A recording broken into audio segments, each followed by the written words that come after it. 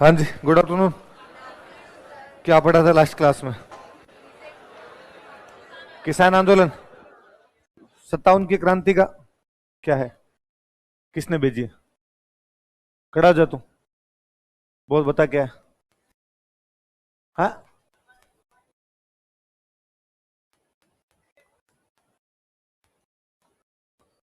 राजस्थान वालों की तरफ से पहला यही था जिसको फांसी लगी।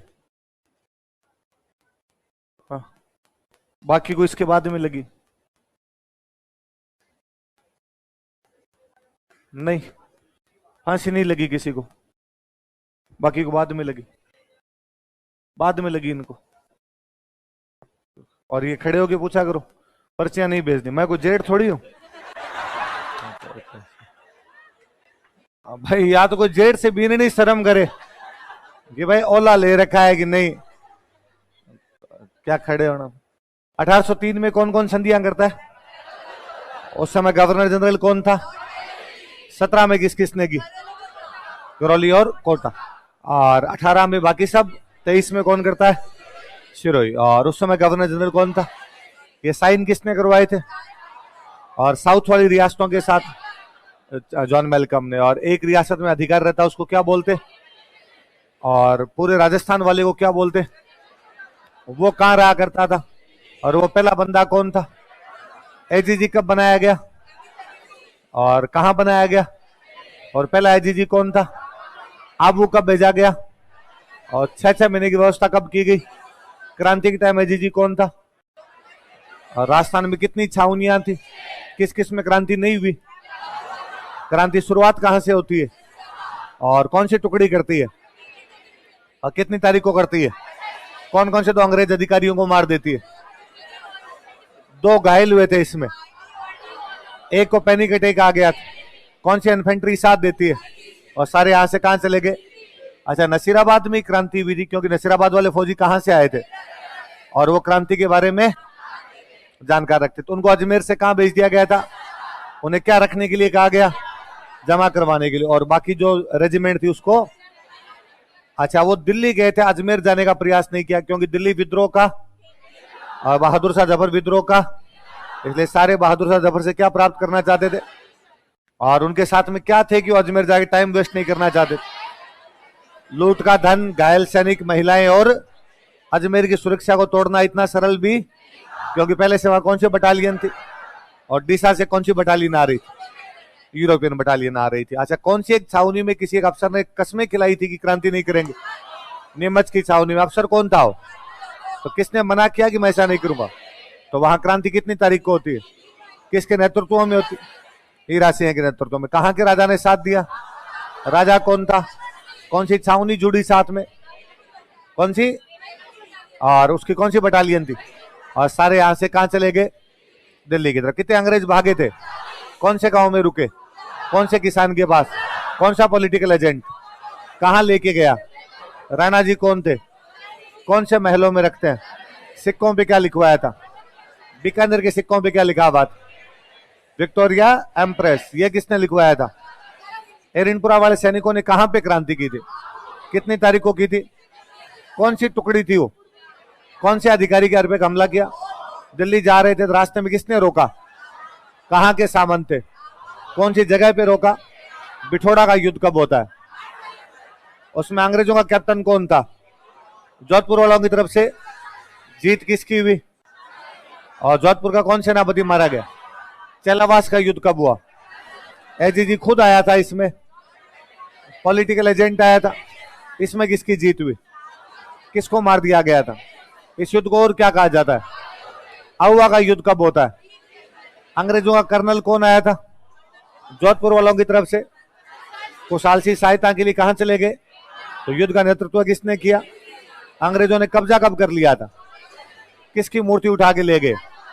कैसी संगमरमर की मूर्ति है? कितने सिर है उसमें? कितने हाथ थे?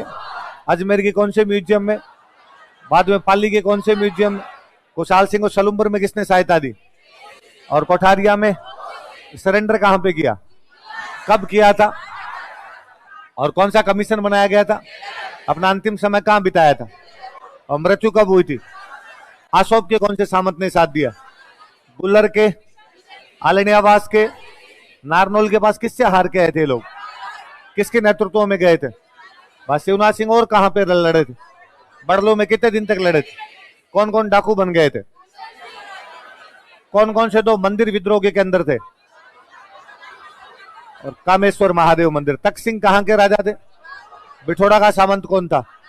किसने मार दिया था? कोटा में जन विद्रोह कब हुआ था? विद्रोही कौन कौन थे? जयदयाल किस पोस्ट पे था? और मेहराब खान कौन था? राजा कौन था? उसे क्या कर दिया गया? पॉलिटिकल एजेंट कौन था? उसे उसके दो बेटे मारे गए, दो डॉक्टर साहब मारे गए, एक राजा का प्रतिनिधि मारा गया। किसने समझौता करवाया? कौन से मंदिर के महंत थे? कितनी शर्तों का समझौता था? करौली के कौन से राजा ने सहायता बेची? और किसको मुक्त करवाया? कोटा को पूरा मुक्त कौन करवाता है? रॉबर्ट्स कितनी तारीख को करवाता है? किस किस को फांसी लगाई गई थी? और कौन से राजा की तोपों की सलामी घटा दी गई? किसकी तोपों की सलामी बढ़ा दी गई? कोटा के अन्य विद्रोही कौन कौन थे? टोंक में विद्रोहियों के नाम बताओ। और मोइनुद्दीन राजा कौन था? इसने किसका साथ दिया? अंग्रेजों का साथ दिया था। कहां पे जन स्वागत किया गया था? कौन सी छावनी के सैनिकों का? उनका पीछा कौन कर रहा था?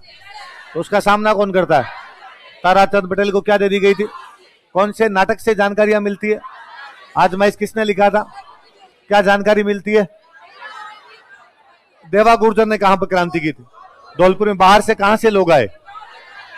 उनके नेता कौन कौन थे? राव रामचंद्र और हीरालाल। सेना दबाने के लिए कहां से आई?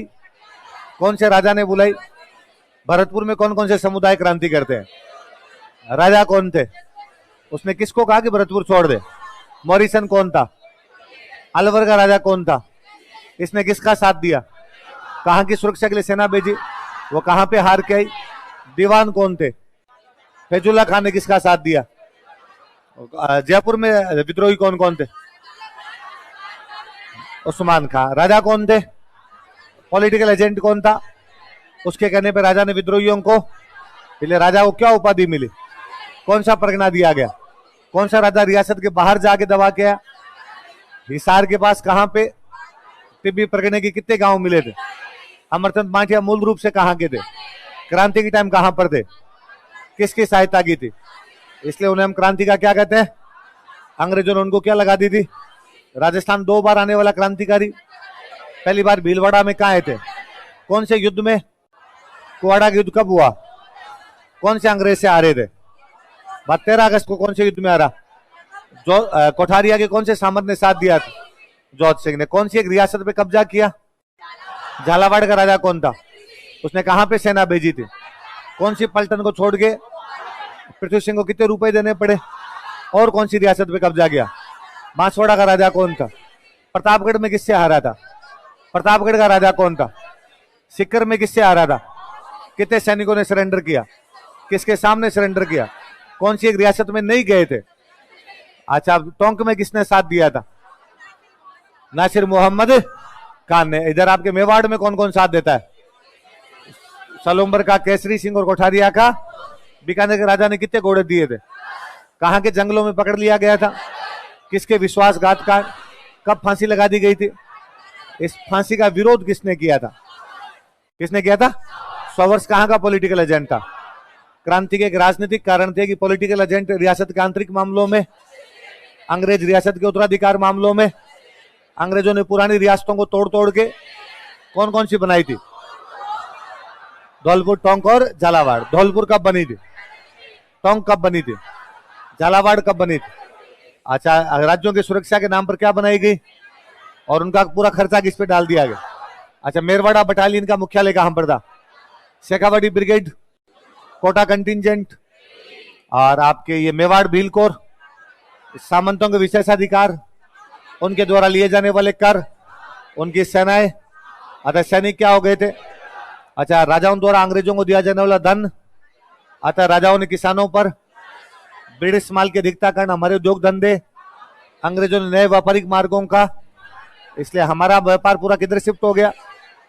अच्छा, अंग्रेजों ने हमारे सामाजिक रीति रिवाजों में ईसाई मिशनरीज, हिंदू और इस्लाम धर्म का हमारे सैनिकों के साथ कैसा भेदभाव होता, किन किन बातों को लेके।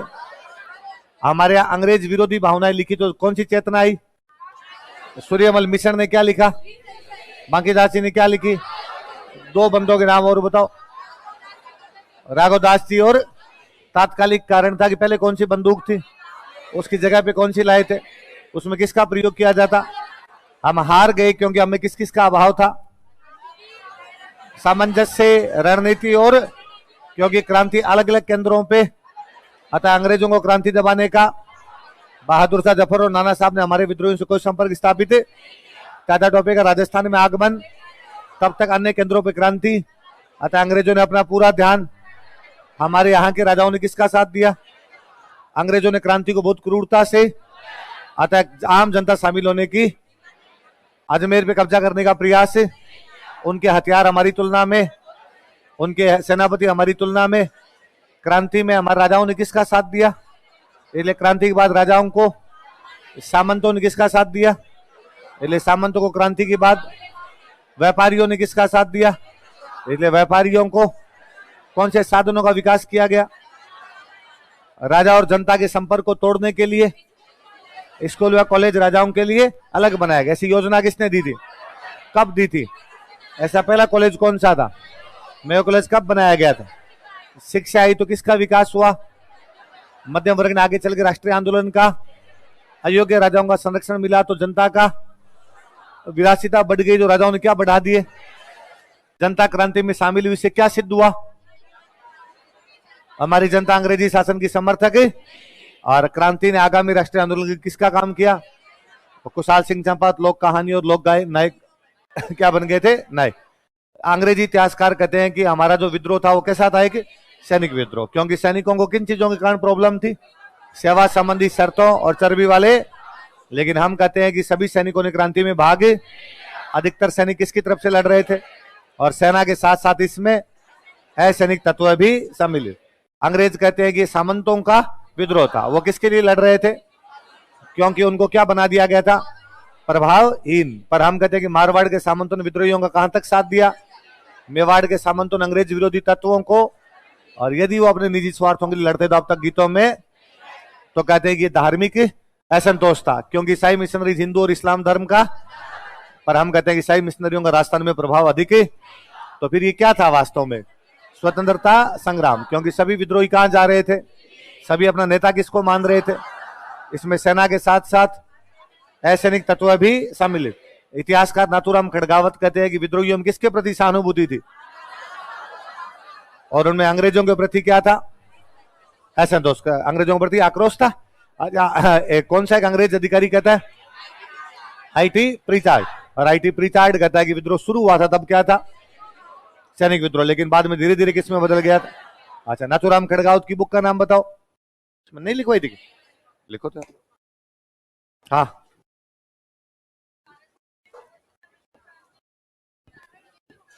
यही होंगे। उसमें थोड़े अलग और पढ़ लेंगे थोड़े से। ये राजस्थान के, भारत के संदर्भ में थोड़े और देखेंगे, अलग रहेगी उसमें भी थोड़ा, अलग अलग जगह की अलग अलग होगी। दोनों किताब नहीं लिखवाई थी खड़गावत प्रीचार्ड की।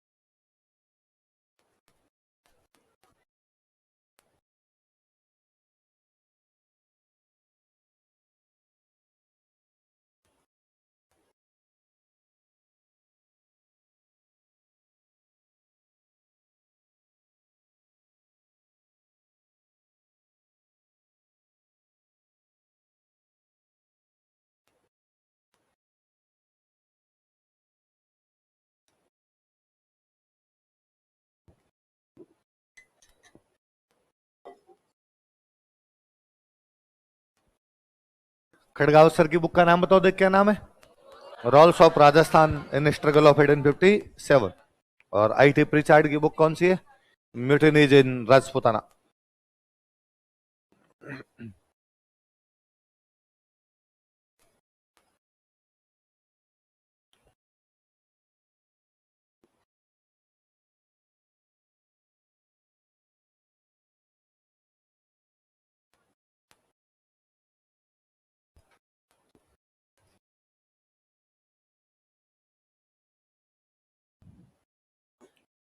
उतार लिया? एक बार वापस बता दो, खड़गाउत की बुक कौन सी है? Roles of Rajasthan in struggle of 1857। और आपकी इधर आईटी पिचार्ड वाली बुक कौन सी है? म्यूटिनी जिन राज। चलो, किसान आंदोलन कहां तक बढ़ा दिया था? बिजोलिया शुरू किया था ना। चलो थोड़ा सा ये भी बताओ मुझे, बिजोलिया कौन सी रियासत का ठिकाना था? सेकंड ग्रेड था या थर्ड ग्रेड था? किसने किसको ये जागीर दी थी? अशोक परमार को। अशोक परमार कहां से आया था? क्या नाम था इस जागीर का? ऊपरमाल। क्या नाम था? ऊपरमाल। उसका मुख्यालय कहां पर था? अशोक परमार ने कौन से युद्ध में भाग लिया था? कितने प्रकार के कर लिए जा रहे थे? भू राजस्व अधिक था या ज्यादा? अधिक था। और लेने का तरीका क्या था? लाटा कौन था? बिना पैसे दिए काम करवाना। लड़कियों की शादी बेकार। किसने लगाया था? कब लगाया था? और नए सामंत द्वारा राजा को कौन सा कर दिया जाता? तलवार बंधाई। लेकिन जनता पे कौन लगा देता है? पृथ्वी सिंह। कब लगा देता है? यह आंदोलन कहां से शुरू होता है? गिरधरपुरा। कहां से होता है? गिरधरपुरा। कौन से किसानों द्वारा? तुम आपस में लड़ लो दोनों, एक दूसरे को समझो। नहीं, तेज तो बोलना है, तू और तेज बोला कर। नहीं नहीं, तेज बोलना है और जोर से है। हाँ, गला खराब होने दे, बोले जोर जोर से बोलना है। ये तो एकदम सही। हाँ, मिटनी मिटनी का मतलब विद्रोह। अरे नहीं लिखना, ये लिखना है। नहीं नहीं लिखना, म्यूटिनी लिखना है। अपने हिंदी मीडियम वालों की प्रॉब्लम ही तो यही है कि अपने अंग्रेजी को देख के अपने लगता है डर। तो एक शब्द तो याद होगा इस बहाने, म्यूटिनी। भाई ये तो याद किया कम से कम। ये टाइम हुआ आपके 3:34। मैं लगभग 3:15 के आसपास क्लास में घुसा था, है ना? तो 20 पे मान लो, 20 पे पूछना शुरू किया मैंने आपको। 20 पे पूछना शुरू किया, 20 पे नहीं, शायद 16-17 पे मैंने शुरू कर दिया था। तो क्योंकि मैं अभी देख रहा था, वापस टाइम देख रहा था, तो मैं 18 पे मान लो ना, 18। अभी 34 है, अभी 34। 2-3 मिनट तो हो गए पूछे हुए। तो मतलब ले दे के मैंने 1857 की क्रांति की रिवीजन करवाने में कितना टाइम लगे अपने को? 12-13 मिनट, है ना? यदि आप 18 मानते हो तो 30 तक मान लो, तो कितने मिनट हो गए? 12 मिनट। मतलब पूरी क्रांति कितने देर में रिवीजन हो सकती है? वो तब जब पहले मैं बोलूं फिर आप बोलो। केवल आप करो तो देख लो कितने इंटेलिजेंट लोग हो आप, कि 6 पन्ने कितने मिनट में रिवीजन कर सकते हो? 6 मिनट में। जादू देख रहे हो आप? इंटेलिजेंट हो गए सारे? चलो फिर ठीक। लो सुनो, देखो बात सुनो। धाकड़ किसान थे इस एरिया में। कौन से किसान थे? धाकड़ किसान थे। एक गांव है गिरधरपुरा। क्या नाम है? वहां एक किसान रहा करते थे, उन किसान का नाम था गंगाराम जी धाकड़। क्या नाम था? और गंगाराम जी के फादर एक्सपायर हो गए थे। तो अपने मृत्यु भोज का कार्यक्रम होता है। क्या बोलते हैं मृत्यु भोज को? क्या कहते हैं? मौसर। मौसर क्यों कहते हैं भाई? कभी ध्यान दिया शब्दों पे? है? सुनो देखो, मैं बताता हूं। अरे लकड़ाओ, देख खड़ा हो।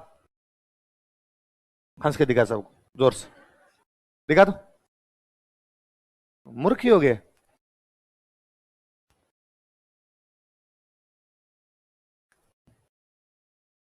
शब्द क्या लिखा हुआ है?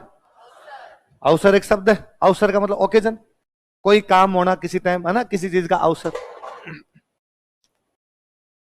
इस अवसर को अपनी राजस्थानी में जब बोलते हैं, अवसर क्या हो जाता है?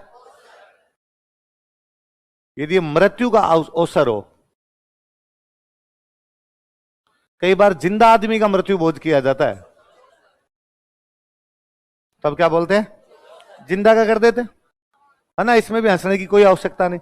कई बार क्या होता है, दो प्रकार के केस में, या तो ऐसा केस कि किसी बंदे की एज जो है वो 80+ निकल जाए, है ना? 80, 85, 90, कई 100 के आसपास चले जाते, पुरानी मशीनरी कोई रह जाती है कई बार, है ना? 100 के आसपास पहुंच गए, तो लगता है अपनी जिंदगी में जो कुछ इनको देखना था वो सब देख चुके। अच्छा, मृत्यु भोज के पीछे अपना एक बड़ा सा लॉजिक ये था कि कोई बंदे की डेथ हो गई, उसके पीछे यदि हम किसी को खाना खिलाते हैं तो उस बंदे को इसका पुण्य मिलेगा। बंदे को क्या मिलेगा? इसका पुण्य। तो कहा गया कि यार ये आदमी अपने हाथों से करके चला जाए, तो इसको पता रहे कि यार पुण्य तो है, तो वहां भगवान को जाके एंट्री करवा दे कि सब करके आया हूं। तो नरक वाला नहीं, अपने तो किधर भेजा जाए अपने को? एक तो उन उन उन मामलों के अंदर जहां पे एज काफी ज्यादा हो जाए, 100 के आसपास पहुंच जाए, वहां पे जिंदा व्यक्ति का मृत्यु भोज कर देते हैं, तो उसको क्या बोलते हैं? जोश। या कई बार कई डोकरे होते हैं जिनको ये लगता है कि मेरे मरने के बाद मेरी औलाद बेलखनियां नहीं करेगी, है ना, क्या पता मेरे बेटे पोते जो हैं ये लोगों को खाना खिलाए या ना खिलाए, इससे अच्छा है कि मैं मेरे हाथों से खिला के जाऊं, ताकि कम से कम ये पुण्य तो कमा लूं। तो जिंदा रहते आदमी का मृत्यु भोज कर लेते हैं हम। तो जिंदा रहते हुए किया जाए तब तो क्या हो? जोसर।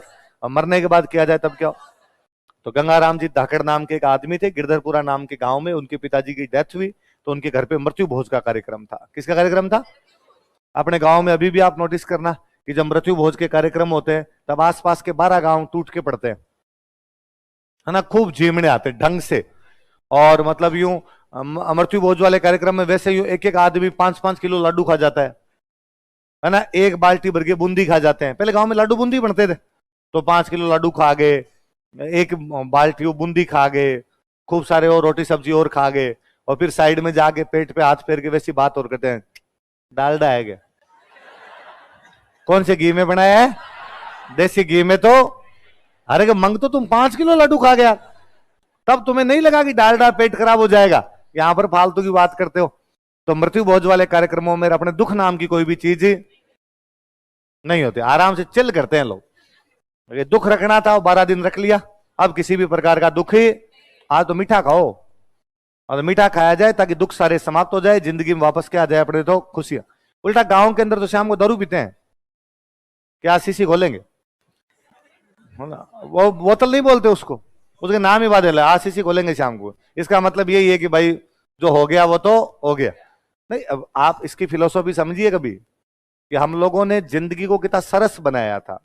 हम इस बात में विश्वास रखते थे कि मृत्यु जीवन का अंत नहीं है, मृत्यु का मतलब है एक नए जीवन की शुरुआत। आज भी अपने गांव के अंदर बूढ़े ठाडे आदमी कहते हुए मिल जाएंगे कि शरीर मरता है, आत्मा आत्मा एक जगह से दूसरी जगह अपना रूप परिवर्तन कर। तो ठीक है, ये आदमी जो अब तक हमारे बीच में था यहां से चला गया, इसका मतलब ये नहीं इस दुनिया से इसका एग्जिस्टेंस समाप्त हो गया है, ये कहीं और है, किसी दूसरे रूप में वहां पर जन्म ले लेगा। इसलिए हमें ज्यादा इसके लिए दुखी होने की आवश्यकता। फिर वो वापस सिद्धांत कि जो आया है वो तो, दुनिया में कोई ऐसा आदमी नहीं है जो अमर हुआ हो, इसलिए जब कोई अमर नहीं हुआ तो हमें भी कोई, यदि किसी की मृत्यु हो गई तो अधिक दुख करने की आवश्यकता। आपने तो 12 दिन दुख रखना था वो रख लिया, इसके बाद में सामान्य दिनचर्या में लौटिए। आज मिठाई बनाइए, आराम से मीठा बना के खाइए, ताकि जिंदगी में वापस सुख आ सके। जो हो गया उसको भूल जाइए, वरना सोचो यदि ये मिठाइयां ना बने, यहां पे स्टॉप ना लगाया जाए तो कितने दिन दुख रखें? एक तो लिमिट तय करनी पड़ेगी ना आपको कि दुख रखना कितने दिन तक है, 10 दिन 12 दिन, जितने रोने थे उतने रो लिए, अब बाद में क्या करना है? तो अब सामान्य दुनिया में लौटिए। अब जो बाकी परिवार है, बाकी जो आपके कामकाज है वो कीजिए। मुझे तो और लगता है कई बार गांव के अंदर जब किसी बड़े बुजुर्ग की डेथ हो जाए, यंग एज में तो देखो डेथ होती है ना, तो हर किसी को दुख रहता ही है भाई, किसी की बड़े बुजुर्ग की डेथ हो, तब गांव के अंदर जब लोग बैठने के लिए आते हैं, बैठना समझ गए, शोक प्रकट करने के लिए आते हैं, तब ना आप लोगों की बातचीत सुना कीजिए। मतलब बड़ा ही अलग सा माहौल रहता है कि भाई एक एक परिवार है जिसके घर में किसी की डेथ हुई, उनके 4-5 लोग एक साथ बैठे होंगे, ज्यादातर व्हाइट कपड़े, सिर पे बाल वाल कटे हुए आपको अलग से दिखेंगे एकदम। उस गांव के 4-5 लोग और बैठे होंगे उसी गांव के, सामने बीड़ी सिगरेट किरचे सुपारी टाइप का ऐसा कुछ रखा होगा, एक दो कोई अखबार रखे हुए होंगे, और कोई आएंगे दूसरे गांव से, कोई 3-4 लोग आए, और जब 3-4 लोग गाड़ी से उतर के या पैदल जैसे भी आए आते हैं, तब एकदम शांति से चुपचाप चुपचाप आगे बैठे, कोई नहीं बोलता। फिर उनमें से एक बंदा हो, 3-4 यूं बैठते हैं, एक आगे बैठता है, 2 पीछे बैठते हैं, 2 पीछे बैठते हैं, बराबर आगे नहीं बैठते। एक कोई बंदा हिम्मत करके उधर वालों से पूछता है, बीमार थे क्या? उधर जो बंदा सुनाता ना वापस कहानी, मुझे उसका बड़ा जोरदार लगता है कि यार इसने कहानी कितनी रिपीट की होगी सेम, है ना। और वो बंदा कहता ना कि परसों रात को 12 बजे तक तुम सारे साथ में बैठे ही थे, 12-1 बजे बाद भाई साहब सोने चले गए थे, ये भतीजा है छोटे वाला ये भी सोने चला गया था, और मैं फिर भी बैठा ही था। ये गैर उसके 15-1 मिनट बाद में कहा था कि थोड़ा दर्द हो रहा है, मैंने थोड़ा यूं मसला था, इतने मुझे लगा कि यार हाथ पैर थोड़े ठंडे पड़ते जा रहे हैं, मैंने इस भतीजे को आवाज लगाई, उसमें फिल्टर लगा,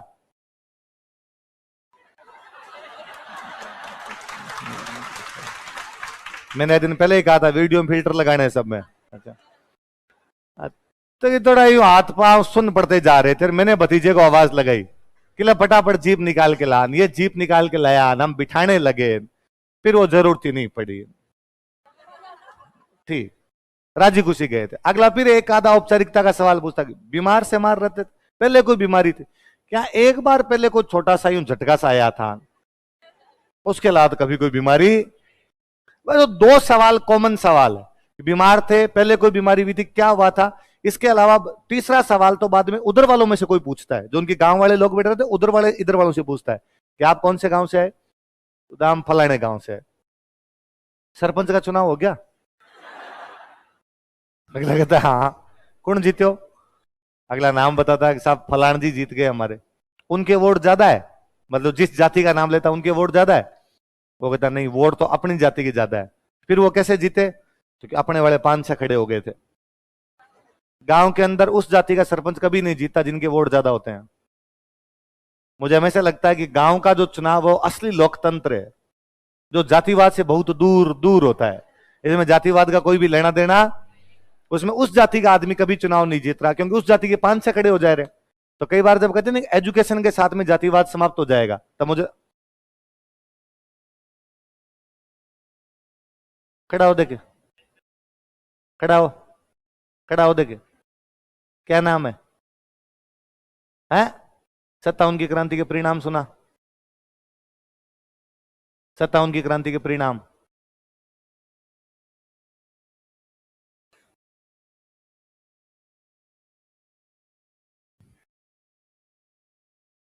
सारे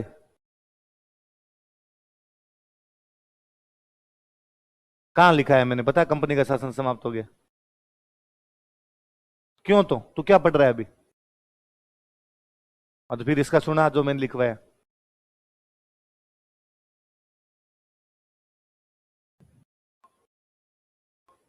ऐसा लिखवाया मैंने परिणामों में, बता कहां लिखवाया?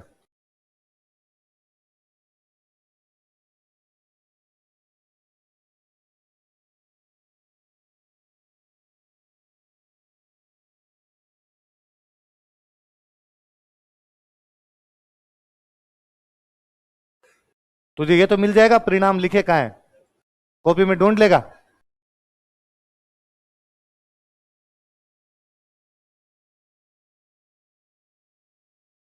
आजाद में ढूंढ लेगा परिणाम कहां है। सहायता करो रे इसकी, परिणाम ढूंढे तो सही है। अगला सुना, दूसरा, ऊपर देख, इसके ऊपर देख। हाँ, दूसरा परिणाम बोल, प्रभाव बता दे, प्रभाव। अब मैं एक काम करूं, क्या नाम पापा का? क्या करते हैं? तेरा वीडियो भेजूं ये कि याद नहीं है? याद तब होंगे जब तू क्लास में पढ़ेगा, नहीं पढ़ता तो। नीमच की छावनी में क्या क्या हुआ बता? हाँ, क्लास में नहीं बताएगा तो बाहर चले।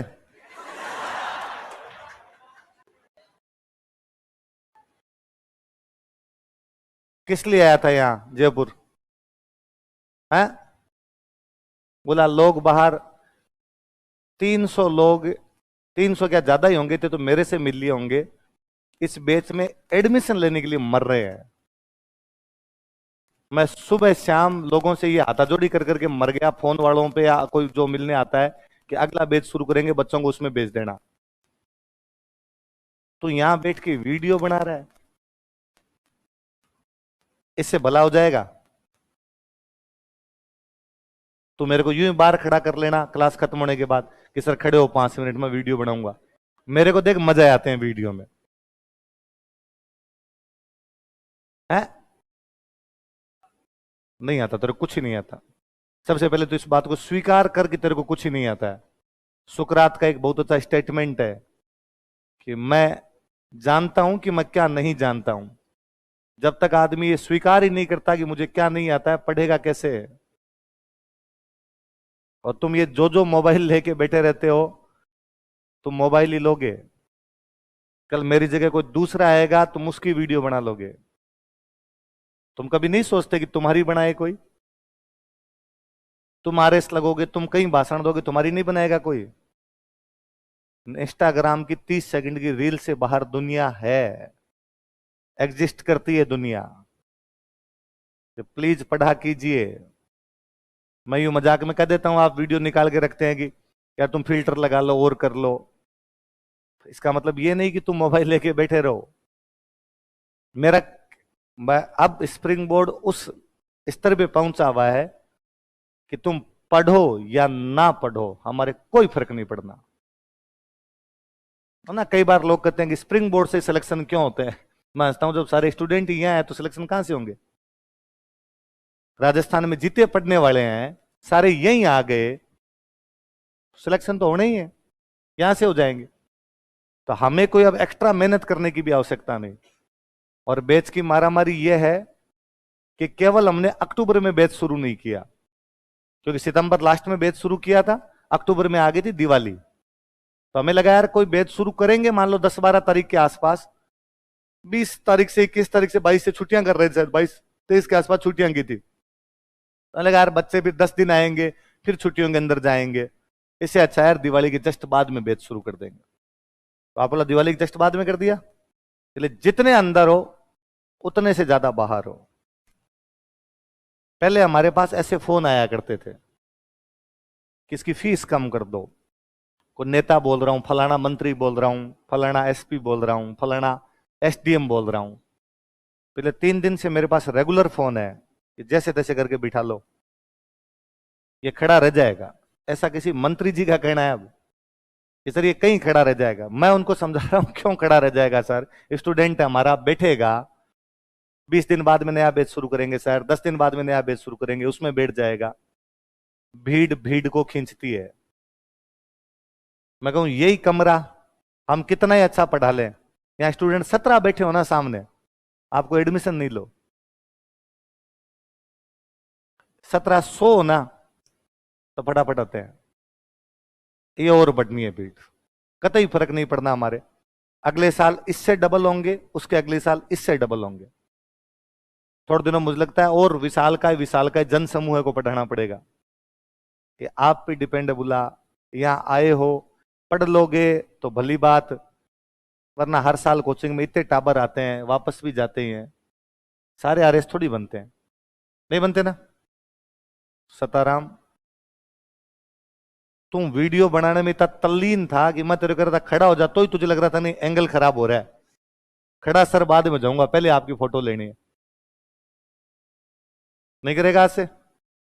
या तो फिर एक दूसरा तरीका किया जाए कि आपके सबके फोन जब्त कर लिए जाएं। क्यों बना रहा था है? तो तुझे नहीं लगा कि क्लास की बात सुननी चाहिए, कि क्लास की बात है ये काम आएगी अपने? ये बातें काम नहीं आती। यूट्यूब पे सुन ली, अब क्या करूंगा सुन के तुम्हारी? यूट्यूब पे खूब बकवास कर रखी है आपने, अब क्या सुननी है? तो फिर यूट्यूब, पहले हम जब ऑनलाइन नहीं थे ना कोरोना से पहले, तो हमें डर लगता था बहुत भयंकर। हमें कोई कहता कि ऑनलाइन पढ़ा दो तो हम उसकी मजाक उड़ाते, और हम कहते कि नहीं नहीं ऑनलाइन नहीं पढ़ाएंगे। क्यों? पहली बात, ऑनलाइन नाम की कोई पढ़ाई नहीं होती, ऑनलाइन पे बच्चे कैसे पढ़ेंगे, कोई नहीं पढ़ता ऑनलाइन वाले। दूसरा दूसरा हमें कहीं ना कहीं अंदर और लगता यार हम पढ़ा रहे हैं, ये बातें सारी आउट हो जाएगी, फिर तो सारे ऑनलाइन पढ़ लेंगे, फिर अपने पास यहां आएगा ही कौन? तो आपने ऑनलाइन किसी को पढ़ाना, आपने तो 400 बच्चों को सामने बिठाओ क्लास में और पढ़ा दो, बस इन 400 तक अपना ज्ञान चला जाएगा। ये बाहर जाके बताएंगे कि हमारे सर बहुत अच्छा पढ़ाते हैं, अगले बीच में 400 और। कोरोना आया तो झकमरा के ऑनलाइन पढ़ाना पड़ा, क्या करते और कोई तरीका नहीं था। जब ऑनलाइन पढ़ाया तब पता चला कि लोगों को इसमें मजा ज्यादा आता है, तो हमें लगा कि अब ऑफलाइन बैच तो बनेंगे नहीं, अब जब सारे ऑनलाइन पढ़ लेंगे तब और समझ में आई कि ऑनलाइन पढ़ने के बाद उसको लगता है कि नहीं ऑफलाइन पढ़ूंगा तो और मजे आएंगे। जब वीडियो में इतने मजे आ रहे हैं तो मैं सामने बैठा हूंगा तो पता नहीं क्या गदगद महसूस करूंगा वहां। पहले स्टूडेंट क्लास में बिठाते 400 500, मतलब कभी 500 बैच का स्टूडेंट का बैच बन जाता तो हम यूं राजी होते, अरे 500 है आज तो। फिर धीरे धीरे पता चला कि यार ये सारे टावर तो इधर ऑफलाइन ज्यादा आना चाहते हैं, इतने दिन तक अपना ही प्रचार प्रसार नहीं था। फिर तो स्टूडेंट तो यूं ही आने लग जाएंगे। सताराम कितनी फीस जमा करवाई है, कितनी फीस जमा करवाई है? आधी करवा दी, आधी और करवानी है अभी। तो फिर उस पर 50,000 का कोई मोल नहीं है? आधा लाख है। तो पढ़ाई करेगा आइंदा से मोबाइल उठा उठा के नहीं देखेगा क्लास के अंदर। अच्छा, तो भाई वो एक मृत्यु भोज का कार्यक्रम, उस मृत्यु भोज के कार्यक्रम में खूब सारे किसान इकट्ठे हो रखे। ये सामान्य दिनचर्या की, जैसे हम बता रहा था गांव में बातचीत करते हैं वैसे वो बातचीत कर रहे। तो वहां एक किसान हुआ करते, किसान क्या, एक साधु हुआ करते, उनका नाम था साधु सीताराम दास। क्या नाम था? वास्तव में थे साधु भी नहीं थे, लाइब्रेरियन थे। वहां पर एक लाइब्रेरी चलाया करते थे, पर थोड़े बड़े आदमी थे, आसपास वाले सारे जाना करते थे। जब किसान इकट्ठे हो रखे थे तो ये उनके पास गए, किसानों के पास, और किसान आपस में चर्चाएं कर रहे, अपनी बातें कर रहे। अच्छा, मृत्यु भोज का कार्यक्रम था, कोई दुख वाली ज्यादा बात थी नहीं, तो लोग आपस में पॉलिटिकल बातें भी कर रहे थे। एक किसान कह रहा कि यार 84 कर लेने के होते हैं क्या कोई? ये दूसरे ने कहा कि यार वो तो फिर भी दे दवा दें, पर रेट भी तो बढ़ा दिया आजकल। तो तीसरा बोला कि यार रेट भी ले तो कोई बात नहीं, पर लेने का तरीका तो तोल के हो, अंदाजे से लेते हैं यार, अंदाजे से तो कोई किसी से कितना भी ले जाएगा। तो चौथा आदमी बोला कि यार बिना पैसे दिए काम करवा लेते हैं, बेकार भी करवाते हैं। साधु सीताराम दास उनके पास गए। साधु सीताराम दास ने कहा कि यार तुम लोगों के जब इतने दुख हैं, तुम लोगों की जब इतनी समस्याएं हैं, तुम इसकी शिकायत क्यों नहीं करते? कौन लगा रहा है तुम पे टैक्स? तो उनका हम पे टैक्स कृष्ण सिंह लगा रहा है। कौन लगा रहा है? बिजोलिया का सामंत कौन था उन दिनों में? कृष्ण। तो हम पे कृष्ण सिंह लगा रहा है ये टैक्स, तो तुम कृष्ण सिंह की शिकायत कर दो जाके। किसको? हमारी शिकायत सामंत सुनता है, सामंत की शिकायत किसके पास हो? बाबो सन कहे, बाबन कुण कहे। तो उन्होंने कहा कि राजा के पास शिकायत करो। किसके पास शिकायत करो? उन दिनों राजा हुआ करते फतेह सिंह, मेवाड़ के महाराणा कौन हुआ करते? तो उन्होंने कहा तुम तो फतेह सिंह जी के पास जाओ और फतेह सिंह जी को जाके तुम कहो कि हमारे किसानों की क्या क्या समस्या है। सर इससे क्या हो जाएगा? अरे पक्का, फतेह सिंह जी तुम्हारी बात सुनेंगे, वो सामंत पे कोई ना कोई एक्शन लेंगे। तो कहा ठीक है भाई। तो 2 बंदे भेजे यहां से शिकायत करने के लिए। एक बंदे का नाम था नानाजी पटेल। क्या नाम था? एक बंदे का नाम था ठाकरी पटेल। क्या क्या नाम बताओ देगे? नानाजी पटेल और किसानों की समस्याएं लेगी किससे मिलने के लिए गए? किसके कहने पे? मिल ही नहीं पाए, 2-3 दिन तक तो मुलाकात ही नहीं हुई। इस बात को आप यूं समझ लीजिए कि अपनी कोई प्रॉब्लम और अपने कहेंगे सर चलो अपने तो प्रधानमंत्री के पास मिलने के लिए चलते हैं, तो क्या आपने मिल लेंगे? बताऊं, जिंदगी में नहीं मिल पाए। ये तो फिर भी थोड़ा ठीक था कि राजा से मिल लिए थे, ये 15-20 दिन बाद इनकी मुलाकात हो गई थी। नाना जी और ठाकरी फतेह सिंह से मिले और फतेह सिंह को प्रॉब्लम बताई। सर फलाने फलाने गांव के किसान है, बिजोलिया के किसान है, ये हमारी समस्या है, सामंत हमारी समस्याओं की तरफ ध्यान नहीं दे रहे। सर आप ही अब हारेगा सारा बाबा श्याम हमारा, राजा के अलावा किसके पास जाए, आप हमारी बातों पर ध्यान दीजिए। राजा ने कहा भाई पहले मैं जांच कराऊंगा, क्या पता तुम झूठ बोल रहे हो, मैं पहले जांच करवा लूं मामले की, मामला यदि सच्ची निकला तो मैं तुम्हारी हेल्प करूंगा। ठीक है सर जांच करवा लो। तो एक जांच करने के लिए अधिकारी भेजा, उसका नाम था हामिद। क्या नाम था?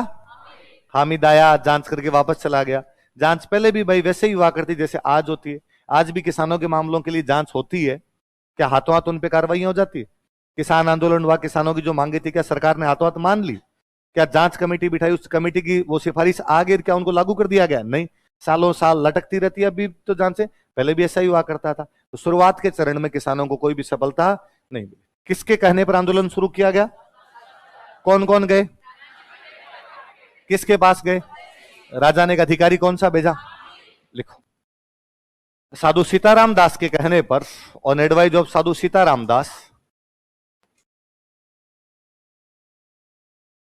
साधु सीताराम दास के कहने पर, ऑन एडवाइज ऑफ साधु सीताराम दास,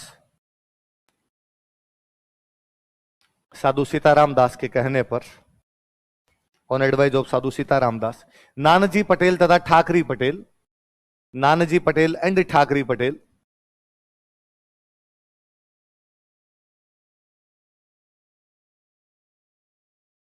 नानाजी पटेल तथा ठाकरी पटेल, नानाजी पटेल एंड ठाकरी पटेल किसानों की समस्याएं लेकर मेवाड़ महाराणा फतेह सिंह से मिले। Met Mewar Maharana Fateh Singh with grievances of farmers. किसानों की समस्याएं लेकर मेवाड़ महाराणा फतेह सिंह से मिले। Met Mewar Maharana Fateh Singh with grievances of farmers, किसानों की समस्याएं लेकर मेवाड़ महाराणा फतेह सिंह से मिले। Met Mewar Maharana Fateh Singh with grievances of farmers, with grievances of farmers, किसानों की समस्याएं लेकर मेवाड़ महाराणा फतेह सिंह से मिले। किससे मिले? मेवाड़ महाराणा फतेह सिंह। किसके साथ में? किसानों की समस्याओं के साथ। कौन कौन? लाइन चेंज करके लिखो। महाराणा ने हामिद नामक जांच अधिकारी भेजा। महाराणा ने हामिद नामक जांच अधिकारी भेजा। Maharana sent an inquiry officer named Hamid. Maharana sent an inquiry officer named Hamid. Maharana ने हामिद नामक जांच अधिकारी भेजा। Maharana sent an inquiry officer named Hamid. Hamid नामक जांच अधिकारी भेजा। लाइन चेंज करके लिखो। पहले चरण में किसानों को अधिक सफलता नहीं मिली। Farmers could not get more success in first phase. पहले चरण में किसानों को अधिक सफलता नहीं मिली। Farmers could not get more success in first phase. पहले चरण में किसानों को अधिक सफलता नहीं मिली। Farmers could not get more success in first phase. किसानों को अधिक सफलता नहीं मिली। लाइन चेंज कर लिखो। स्थानीय नेताओं द्वारा आंदोलन चलाया गया। Local leaders led movement. स्थानीय नेताओं द्वारा आंदोलन चलाया गया। Local leaders led movement.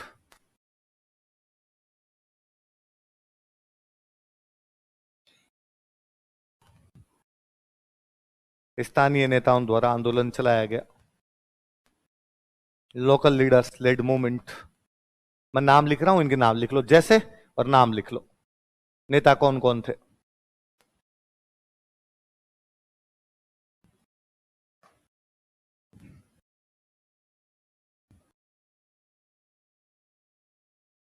बताओ देखिए नाम क्या क्या?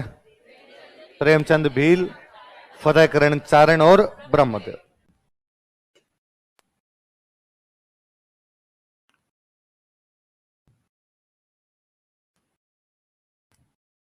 कोई पूछ ले कि भाई बिजोलिया किसान आंदोलन शुरुआती चरण में स्थानीय नेता थे, उनके नाम बताओ। तो क्या क्या नाम है? प्रेमचंद भील, फतेहकरण चारण और ये जो फतेहकरण जी चारण है, इनके पड़पोते सड़पोते जो भी उस पीढ़ी में रहे होंगे वो पहले अपने स्टूडेंट थे। तो मैं क्लास में पढ़ा रहा था तो मैंने नेताओं के नाम लिखा है, तो वो खड़े उनको सर फतेहकरण चारण है। तो मेरी लीनेज में चौथी पांचवी पीढ़ी के अंदर जाके दादाजी आ जाते हैं। ठीक है, आंदोलन खुद भी क्लास में बैठा हुआ है, आपके आराम से याद हो जाएगी चीजें। तो क्या क्या नाम बताओ देखे? प्रेमचंद भील, फतेहकरण चारण और लिखो दूसरा चरण, सेकंड फेज।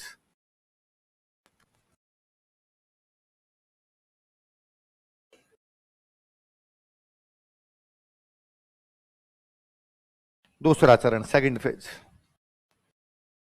पहले चरण में किसानों की पार पड़ी नहीं।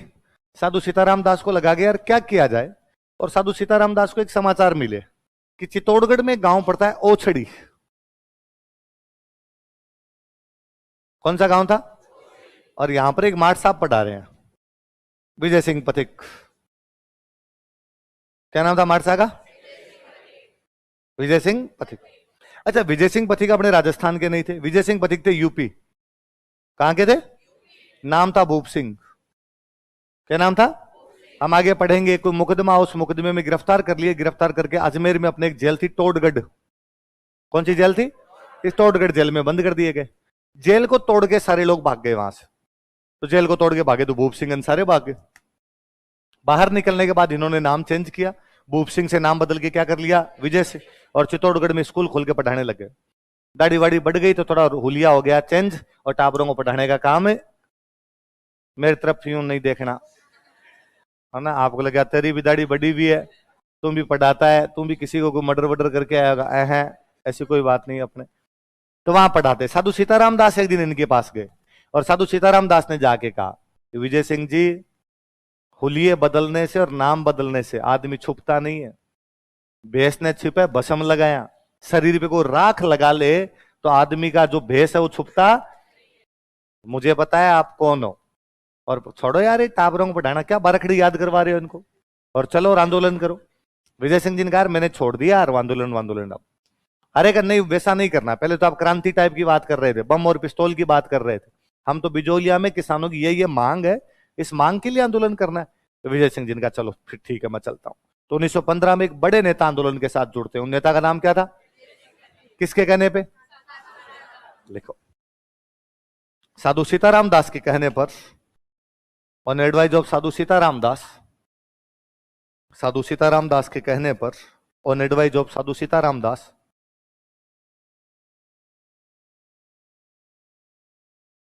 1915 ईस्वी में विजय सिंह पथिक आंदोलन में शामिल हो गए। विजय सिंह पथिक ज्वाइंट मूवमेंट इन 1915 एडी। 1915 ईस्वी में विजय सिंह पथिक आंदोलन में शामिल हो गए। विजय सिंह पथिक ज्वाइंट मूवमेंट इन 1915 एडी। 1915 ईस्वी में विजय सिंह पथिक आंदोलन में शामिल हो गए। विजय सिंह पथिक ज्वाइंट मूवमेंट इन 1915 एडी। 1915 ईस्वी में विजय सिंह पथिक आंदोलन में शामिल हो गए। कौन आंदोलन में शामिल हुए? विजय सिंह जी इंटेलिजेंट थे, पढ़े लिखे आदमी थे। विजय सिंह जी आए, विजय सिंह जी ने आके किसानों से पूछा, भाई किसानों तुम तो एक बात बताओ मुझे पहले कि तुम ये जो आंदोलन चला रहे हो कितने साल हो गए? किसानों ने कहा 17-18 साल हो गए हमें तो। अच्छा, कौन सा तुम्हारा ऑर्गेनाइजेशन है जिसके तहत तुम ये आंदोलन चलाते हो? उनका ऑर्गेनाइजेशन मतलब, अरे का पार्टी, कोई पार्टी होगी जो आंदोलन चलाती होगी? पार्टी तो नहीं है। तो आंदोलन कैसे चलाया? क्यों नानाजी और ठाकरे गए थे शिकायत करने, फिर बिजोलिया के सामंत ने कहा कि नानजी ठाकरे दोबारा वापस बिजोलिया में दिखाई देगा मैं टांगे तोड़ूंगा। तो वो तो वापस आए नहीं। फिर ये हमारे प्रेमचंद जी, फतेहकरण जी, ब्रह्मदेव जी ये नारेबाजी कर लेते हैं, हम छोटा मोटा हमारा कर लेते हैं। कुछ क्या मिला अब तक? कुछ ही नहीं मिला अभी तक तो अपने को। तो पहले तुम एक पार्टी बनाओ, कोई छोटी मोटी पार्टी तो होगी कि नहीं। एक वैसे तो है हमारे, एक पार्टी है, क्या नाम है कि धाकड़ किसान पंचायत। धाकड़ किसान थे तो पार्टी कौन सी थी? क्या काम करती है तुम्हारी धाकड़ किसान पंचायत? कि यूं वैसे धमकियां दे देती है। क्या धमकी? कि यदि कोई आंदोलन में नहीं आया तो जात से बाहर कर दिया जाएगा। असली धाकड़ नहीं है जो आंदोलन के अंदर। इसके लिए पार्टी बनाई तुमने? नहीं नहीं, पार्टी तो पुरानी थी। पुरानी क्यों बनाई? कि पुरानी तो वैसे थी, यदि किसी ने लव मैरिज कर ली तो समाज से बाहर कर दिया जाएगा। ये धमकियां देने के लिए पार्टी थी हमारी तो ऐसे पार्टियां नहीं होगी। सारे किसानों को साथ लो, एक नई पार्टी बनाते हैं। तुम तो ये बताओ तुम्हारा जो इलाका है इस इलाके का नाम क्या है? लोगों का इलाके का नाम है उपरमाल। क्या नाम है? तो चलो उन्होंने कहा मैं एक पार्टी बनाता हूं, इस पार्टी का नाम है उपरमाल पंच बोर्ड। क्या नाम होगा? पंच मतलब 5, तो मतलब 5 लोग मिलके ये पार्टी चलाएंगे। कितने लोग मिलके पार्टी चलाएंगे? 5 लोग मिलके पार्टी चलाएंगे। वो 5 जो डिसीजन लेंगे वो अपने सबको क्या होगा? मान्य होगा। हेडिंग डालो इसी में, उपरमाल पंच बोर्ड। सेकंड फेज में एक हेडिंग डालो, उपरमाल पंच बोर्ड।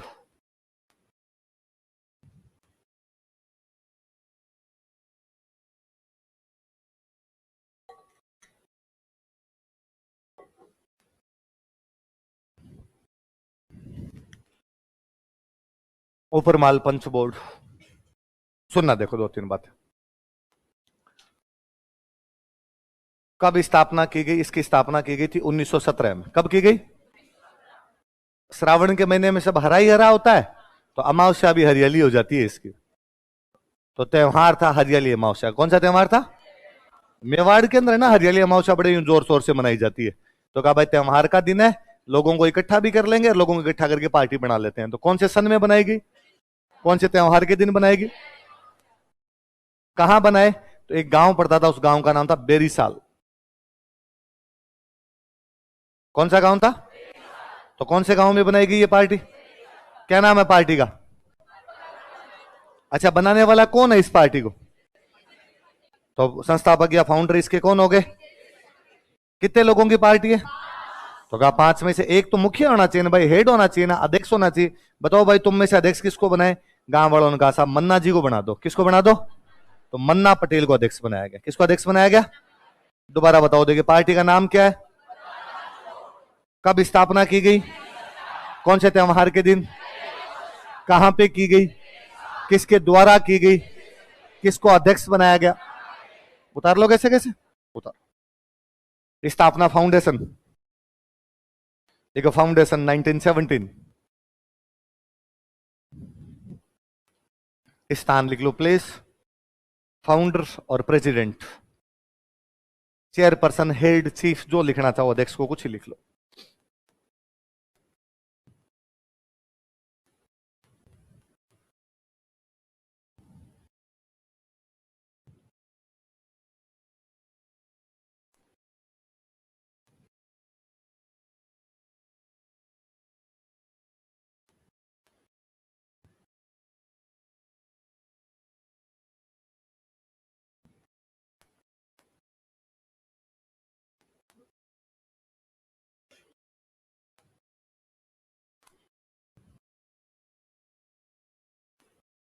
फाउंडेशन कहां पर, स्थापना कहां पर की गई, कौन से प्लेस पे की गई, बेरीसाल। कौन सी जगह की गई, बेरीसाल। फाउंडर कौन था इसका, प्रेसिडेंट किसको बनाया गया, मन्ना पटेल।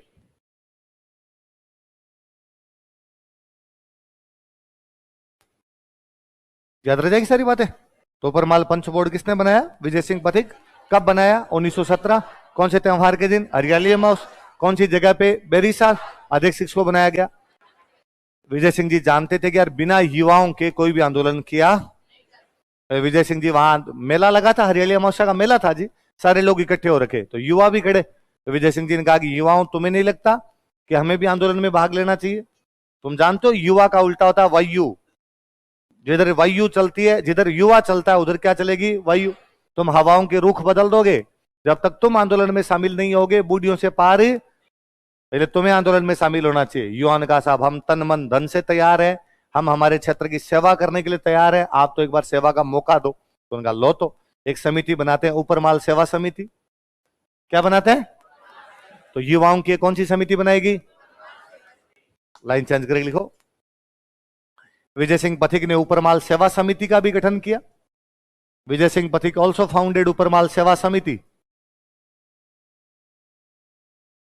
विजय सिंह पथिक ने ऊपरमाल सेवा समिति का भी गठन किया। विजय सिंह पथिक ऑल्सो फाउंडेड ऊपरमाल सेवा समिति। ऊपरमाल सेवा समिति का भी गठन किया।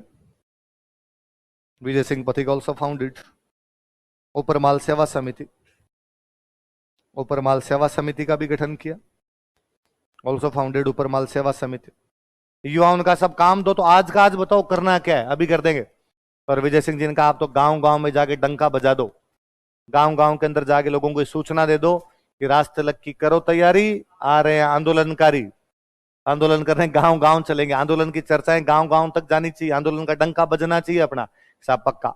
एक पर्चा छापा गया, पैम्पलेट, पैम्पलेट समझ गए ना, एक पैम्पलेट पर्चा बनाया गया, एक पेपर बनाया गया जिसका नाम था ऊपरमाल का डंका। क्या नाम था, डंका है ना, वास्तविक म्यूजिकल इंस्ट्रूमेंट होता है, वाद्य यंत्र होता है। तो पहले गांव में जब भी कोई सूचना देनी होती डंका बजाते, भाई अपना गांव है, इस गांव में सूचना देने, अब कैसे देंगे लोगों को सूचना, तो डंका बजने का मतलब है सारे गांव वाले इकट्ठे हो जाओ, कोई ना कोई काम है, सारे इकट्ठा हो जाते। इसलिए आज भी अपने कहते हैं किसी बात के लिए, अरे उसका डंका बज गया, मतलब उसकी बात जगह जगह तक पहुंच गई। तो पहले डंका बजता था, लिटरली डंका बजा करता था, तो डंका बजता तब सूचना पहुंचती, तो वो मुहावरा ही बन गया बाद में।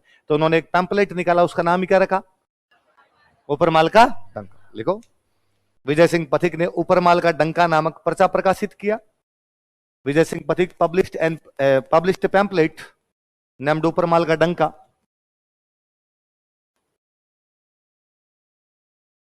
विजय सिंह पथिक ने ऊपरमाल का डंका नामक पर्चा प्रकाशित किया।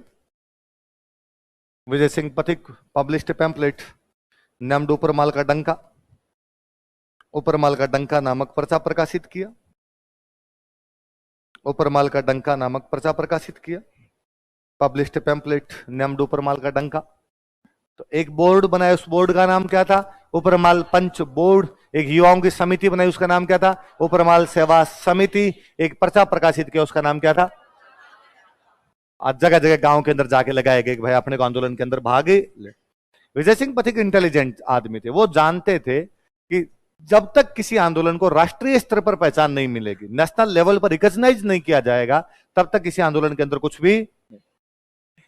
उन दिनों भारत दो प्रकार का हुआ करता था, एक वह भारत जहां पर अंग्रेजों का राज था, उसको बोला करते ब्रिटिश इंडिया। एक वह भारत जहां राजाओं का राज था, वो था प्रिंसली स्टेट। हम प्रिंसली स्टेट में आते, हम राजाओं वाले भारत में आते। मेवाड़ एक राजा का राज है, बिजोलिया उसका एक ठिकाना है। तो हमारा ब्रिटिश इंडिया से कोई भी लेना देना। ब्रिटिश इंडिया में एक बहुत बड़ी पार्टी थी, उस पार्टी का नाम था कांग्रेस। क्या नाम था, और गांधी जी को पता था कि यदि कांग्रेस साथ दे दे तो मामला बन सकता है अपना।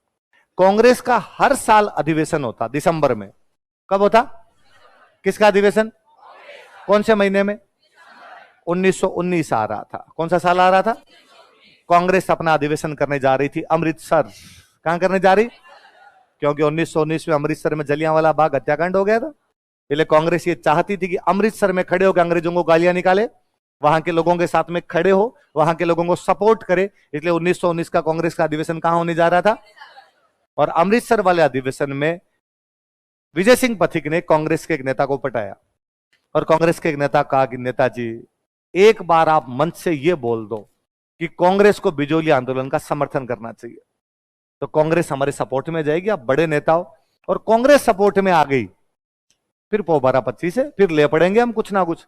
नेताजी ने कहा पक्का है। विजय सिंह जी क्या क्या मामला समझाओ देखे। उन्होंने कहा अब ये मामला है, देखो किसानों पे टैक्स ज्यादा लग रहे हैं, इतनी इतनी समस्या है। उनका श्योर, तुम चिंता मत करो विजय सिंह, बैठो तुम, मैं अभी मंच पे जाऊंगा, स्टेज पे जब मेरा भाषण होगा मैं न केवल बोलूंगा बल्कि बाकी कांग्रेस को भी कन्विंस करूंगा कि वो तुम्हारा साथ दे।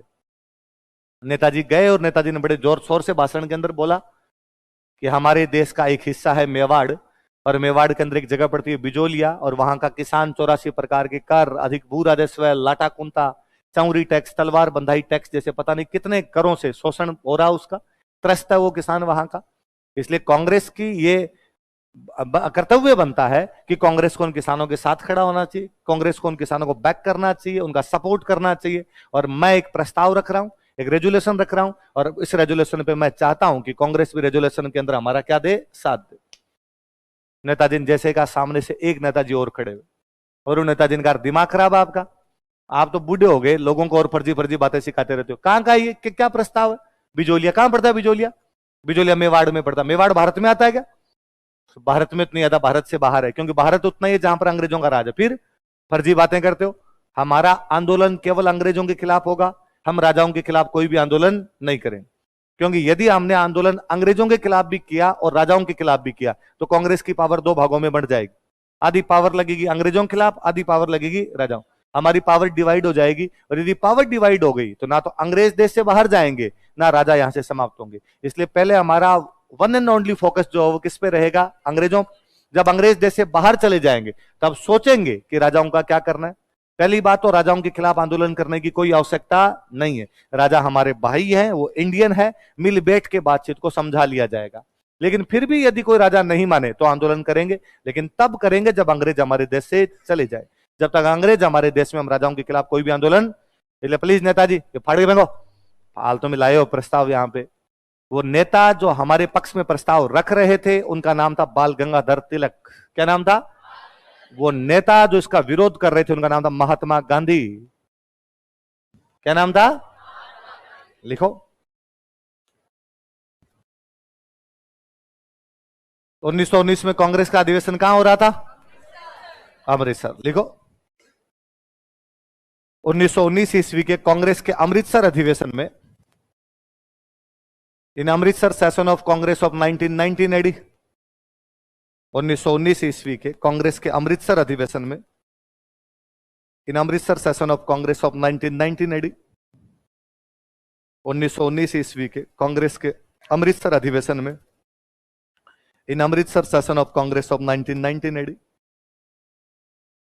1919 ईस्वी के कांग्रेस के अमृतसर अधिवेशन में विजय सिंह पथिक के कहने पर, ऑन एडवाइज ऑफ विजय सिंह पथिक, विजय सिंह पथिक के कहने पर, ऑन एडवाइज ऑफ विजय सिंह पथिक, विजय सिंह पथिक के कहने पर, ऑन एडवाइज ऑफ विजय सिंह पथिक, बाल गंगाधर तिलक ने, नाम सुना होगा, बाल गंगाधर तिलक ने, बाल गंगाधर तिलक, बाल गंगाधर तिलक ने बिजोलिया आंदोलन के पक्ष में एक प्रस्ताव रखा था। बिजोलिया आंदोलन के पक्ष में एक प्रस्ताव रखा था, टू के resolution in favour of Bijolia movement. बाल गंगाधर तिलक टू के resolution in favour of Bijolia movement. Bijolia आंदोलन के पक्ष में एक प्रस्ताव रखा था, टू के resolution in favour of Bijolia movement. Bijolia आंदोलन के पक्ष में एक प्रस्ताव रखा था, टू के resolution in favour of Bijolia movement. लेकिन महात्मा गांधी ने इसका विरोध किया, but Mahatma Gandhi opposed it. लेकिन महात्मा गांधी ने इसका विरोध किया, but Mahatma Gandhi opposed it. लेकिन महात्मा गांधी ने इसका विरोध किया, but Mahatma Gandhi opposed it. किसने विरोध किया इसका? महात्मा गांधी ने। तिलक नीचे आया, तिलक ने पथिक को कहा, सॉरी मैं कुछ नहीं कर सकता, आजकल गांधी जी नए नए नेता हैं भाई, गांधी जी की ज्यादा चलती है, हमारी तो अभी इतनी चलती। पथिक जी के पास तिलकवाड़ा एक रास्ता था, वो तिलकवाड़ा पार पड़ी नहीं। एक दुर्भाग्यपूर्ण स्थिति यह हुई कि 1 अगस्त 1920 को तिलक की डेथ हो गई। तिलक की डेथ कब हो जाती है? 1 अगस्त 1920। अब तो अपने कोई कहने सुनने वाला ही नहीं बचा। कांग्रेस का अधिवेशन कब होता है? दिसंबर। अगस्त में क्या होगी? तिलक की डेथ। अब तो गांधी जी सर्वे सर्वा होल सोल गांधी जी है, सब कुछ करने वाले। विजय सिंह पथिक ने फिर हिम्मत की और 1920 में कांग्रेस का अधिवेशन होने वाला था नागपुर। कहां होने वाला था? और विजय सिंह पथिक यहां से अपने बिजोलिया से कई किसानों को इकट्ठा करके लेके गए कि साथ चलो मेरे, और अपने आंदोलन के बाहर जाके बैठ जाएंगे और गांधी जी जब आए तो पैर ही पड़ जाना, रोना जोर जोर से अपने। तब देखेंगे बापू क्या करते हैं क्या नहीं करते हैं। और गांधी जी आए और अपने किसानों ने पैर पकड़ लिया, बापू ऐसे मत करो, आप यो हमारे तो जो कुछ हो ना, आपके बिना हमारी तो पार। अरे बाबू कौन है रे, ये है कौन? विजय सिंह पथिक ने कहा मेरे साथ है। अरे आप तो वही हो तो पिछली बार भी वहां थे और आप तो ये प्रस्ताव वस्ताव रखवा रहे थे। हाँ बापू मैं विजय सिंह पथिक, हाँ मैं जानता हूं आपको, पर यार विजय सिंह जी इंटेलिजेंट आदमी हो, आप तो समझते हो यार इस बात को कि कांग्रेस आंदोलन कैसे कर सकती है। कांग्रेस अंग्रेजों के खिलाफ आंदोलन करेगी, राजाओं के खिलाफ आंदोलन का। बापू समझते हैं हम आपकी बात को, पर फिर भी कांग्रेस का साथ में खड़ा रहना भी किसानों के लिए बहुत सपोर्ट होगा। कांग्रेस खड़ी तो रहे साथ में, ऐसे क्यों कहती है कि हम आंदोलन ही नहीं करेंगे? कांग्रेस करेगी, जो हो रहा है वो सही हो रहा है, इतना कह दो आप तो। और गांधी जी ने कहा इतना कहने से हो जाएगा? बापू कह के देखो। और गांधी जी ने कहा कि देखो तन मन धन तीन होते हैं, धन मेरे पास है नहीं, है ना, तन मैं ले जा नहीं सकता वहां, मैं मन से आपको समर्थन देता हूं। किसे देता हूं? नागपुर अधिवेशन में गांधी जी बिजोलिया आंदोलन को नैतिक समर्थन देते हैं। क्या देते हैं? Moral support. तथास्तु, विजय भाव, जो कर रहे हो वो सही। पर यह भी बहुत बड़ी बात थी क्योंकि अगले दिन के अखबार में छप रहा था कि गांधी ने कहा कि बिजोलिया के किसानों के साथ हूं। ये भी तो किसानों की जीत है। बड़े नेता का कहना अपने आप में बहुत बड़ी बात हो जाती है। ये कौन से अधिवेशन की बात है? 1920 ईस्वी के कांग्रेस के नागपुर अधिवेशन में, 1920 ईस्वी के कांग्रेस के नागपुर अधिवेशन में, in Nagpur session of Congress of 1920 AD, 1920 ईस्वी के कांग्रेस के नागपुर अधिवेशन में, in Nagpur session of Congress of 1920 AD, 1920 ईस्वी के कांग्रेस के नागपुर अधिवेशन में विजय सिंह पथिक ने किसानों की एक प्रदर्शनी का आयोजन किया। Vijay Singh Pathik conducted an exhibition of farmers. Vijay Singh Pathik ने किसानों की एक प्रदर्शनी का आयोजन किया। Vijay Singh Pathik conducted an exhibition of farmers. Exhibition होती है, N exhibition of farmers. Vijay Singh Pathik ने किसानों की एक प्रदर्शनी का आयोजन किया। Vijay Singh Pathik conducted an exhibition of farmers. Vijay Singh Pathik ने किसानों की एक प्रदर्शनी का आयोजन किया, conducted an exhibition of farmers. Line change करके लिखो, स्टार लगा के लिखना है, काम की बात आपने। इसी अधिवेशन में इन दिस सेशन, इसी अधिवेशन में in this session Gandhi ji ने आंदोलन को नैतिक समर्थन प्रदान किया। Gandhi ji gave moral support to movement. Gandhi ji ने आंदोलन को नैतिक समर्थन प्रदान किया। Gandhi ji gave moral support to movement. Gandhi ji ने आंदोलन को नैतिक समर्थन प्रदान किया। Gandhi ji gave moral support to movement. Gandhi ji ने आंदोलन को क्या दिया अपना?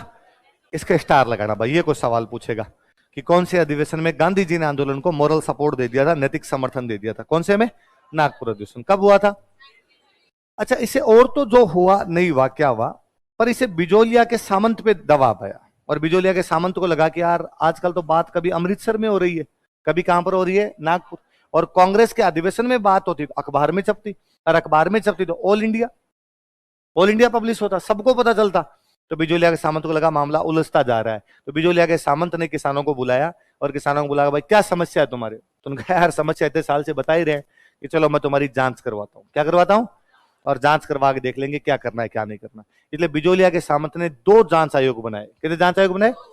पहले 1919 में जांच आयोग बनाया, उन्होंने कहा भाई ये हम इतनी मांगे तुम्हारी मान लेंगे, लेकिन किसानों ने कहा कि नहीं, इस जांच से हम संतुष्ट ही। तो उन्होंने कहा चलो एक बार और करवाते। तो 1920 में दोबारा एक जांच आयोग बना। कितने जांच आयोग बनाए गए? लिखो। बिजोलिया के सामंत ने, feudal lord of Bijolia, Bijolia के सामंत ने, feudal lord of Bijolia, Samant change हो गए थे, केसरी सिंह नाम करके सामंत हुआ करते, पर अपने नाम नहीं लिखना। बिजोलिया के सामंत ने, नहीं पूछते कोई, फ्यूडल लॉर्ड ऑफ बिजोलिया, 2 जांच आयोगों का गठन किया था, फॉर्म्ड 2 इंक्वायरी कमीशन। 2 जांच आयोगों का गठन किया था, फॉर्म्ड 2 इंक्वायरी कमीशन। 2 जांच आयोगों का गठन किया था, फॉर्म्ड 2 इंक्वायरी कमीशंस।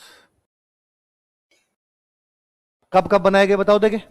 1919 और 1900। मैं नाम लिख रहा हूं कौन कौन सदस्य थे, आप तो एक बार उतार लो फिर अपने चर्चा करते हैं।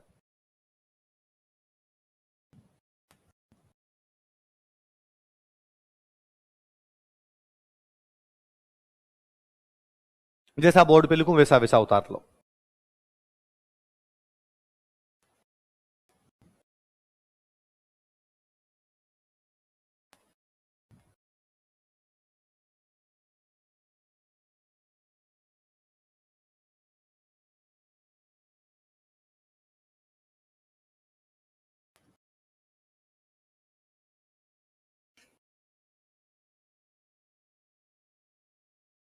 हाँ,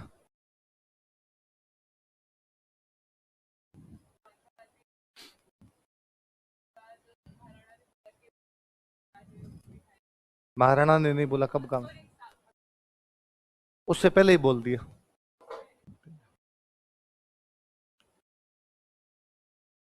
तो जब मांगे उठने लगी थी ना तभी ऐसी बातें आ गई थी। पैरेलल चल रहे हैं बात, इधर जांचें भी चल रही है, उधर वो अधिवेशन भी चल रहे हैं ना, एक साथ चल रही है बातें।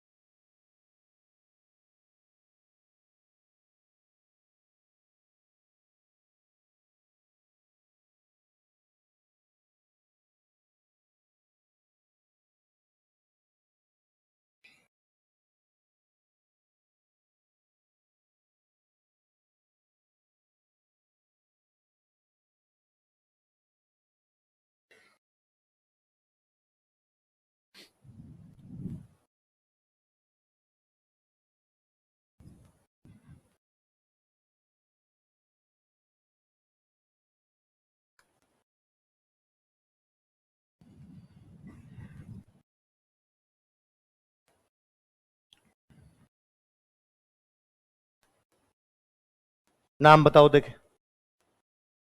1919 में एक कमीशन बना, उसमें 3 सदस्य हैं, कौन कौन है? बिंदुलाल भट्टाचार्य, अमर सिंह और अफजल अली। 1920 में कमीशन बना, उसके 3 मेंबर है, राज सिंह बेदला, तक सिंह मेहता। जो पहले नाम पर नाम लिखे जैसे उधर बिंदुलाल भट्टाचार्य, तो इसके अध्यक्ष है ना। तो कई बार वो ये पूछता 1919 में किसके अध्यक्षता में जांच आयोग बनाया गया था? बिंदुलाल भट्टाचार्य। 1920 में किसके अध्यक्षता में बनाया गया? राज सिंह बेदला। कई बार वो ये देता बिंदुलाल भट्टाचार्य आयोग के 2 अन्य सदस्यों के नाम बताओ, अमर सिंह और अफजल। या राज सिंह बेदला आयोग में 2 अन्य सदस्य और कौन कौन थे? तक सिंह मेहता और रमाकांत। कुल मिला के किसान इन दोनों जांच आयोगों की जांच से संतुष्ट थे, पर ये अब बातें आगे बढ़ रही थी कि जांच आयोग का गठन करना है, अपने आप में बताते हैं कि आप बैकफुट पे हो, क्योंकि इसका मतलब किसानों की मांग कहीं ना कहीं सही है। तो ये अब ये अंग्रेजों को पता चलने लगा कि यार इस प्रकार का मामला हो रहा है। अंग्रेजों का राजस्थान में जो सबसे बड़ा अधिकारी होता है उसको क्या बोला करते हैं अपने? एजीजी। और उन दिनों राजस्थान में जो एजीजी हुआ करता उसका नाम था रॉबर्ट हॉलैंड। क्या नाम था? रॉबर्ट हॉलैंड नाम करके राजस्थान का एजीजी है। तो रॉबर्ट हॉलैंड ने, अच्छा हर रियासत में अंग्रेजों का एक बंदा होता है, उसको क्या बोलते? पॉलिटिकल। तो उसने मेवाड़ के पॉलिटिकल एजेंट से पूछा। मेवाड़ का पॉलिटिकल एजेंट उस साल था विल्किंस। कौन था? विल्किंस पॉलिटिकल एजेंट था। और उसने विल्किंस को कहा कि भाई विल्किंस, हम क्या सुन रहे हैं यार अजमेर में बैठ के कि तुम्हारे बिजोलिया के अंदर कोई पंगा चल रहा है और तुम उसके अंदर कोई भी ध्यान है, राजा क्या कर रहा है तुम्हारा? यदि सामंत किसानों की बात नहीं सुन रहा तो राजा को तो सुननी चाहिए। तो अंग्रेजों ने दबाव दिया, राजा पे दबाव आया सीधा। तो राजा ने कहा चलो मैं बात करता हूं। तो किसानों को बुलाया गया, किसानों के साथ बुला के क्या किया गया? एक समझौता 1922 में। कब किया गया? लिखो, 1922 ईस्वी में, इन 1922 एडी। 1922 ईस्वी में, इन 1922 एडी, 1922 ईस्वी में, 1922 एडी, अंग्रेजों के हस्तक्षेप के कारण, due to intervention of Britishers, अंग्रेजों के हस्तक्षेप के कारण, due to intervention of Britishers, अंग्रेजों के हस्तक्षेप के कारण, due to intervention of Britishers, किसानों के साथ एक समझौता किया गया। An agreement was concluded with farmers. किसानों के साथ एक समझौता किया गया। An agreement was concluded with farmers. किसानों के साथ एक समझौता किया गया। An agreement was concluded with farmers. कौन कौन है इस समझौते के अंदर? जैसा बोर्ड पे लिखा हुआ है उतारिए, फिर अपने बात करते हैं। एग्रीमेंट, एग्रीमेंट में कौन कौन थे आप लिखना।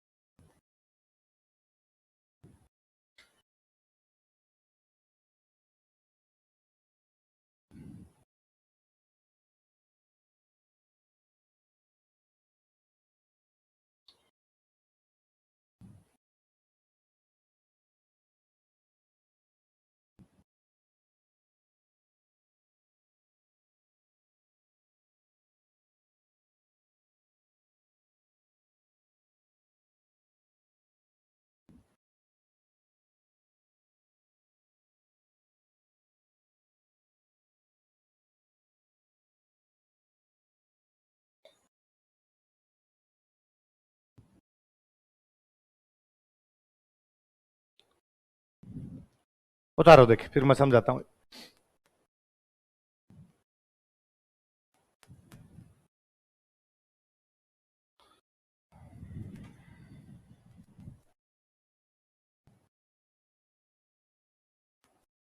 उतार लिए नाम सारे?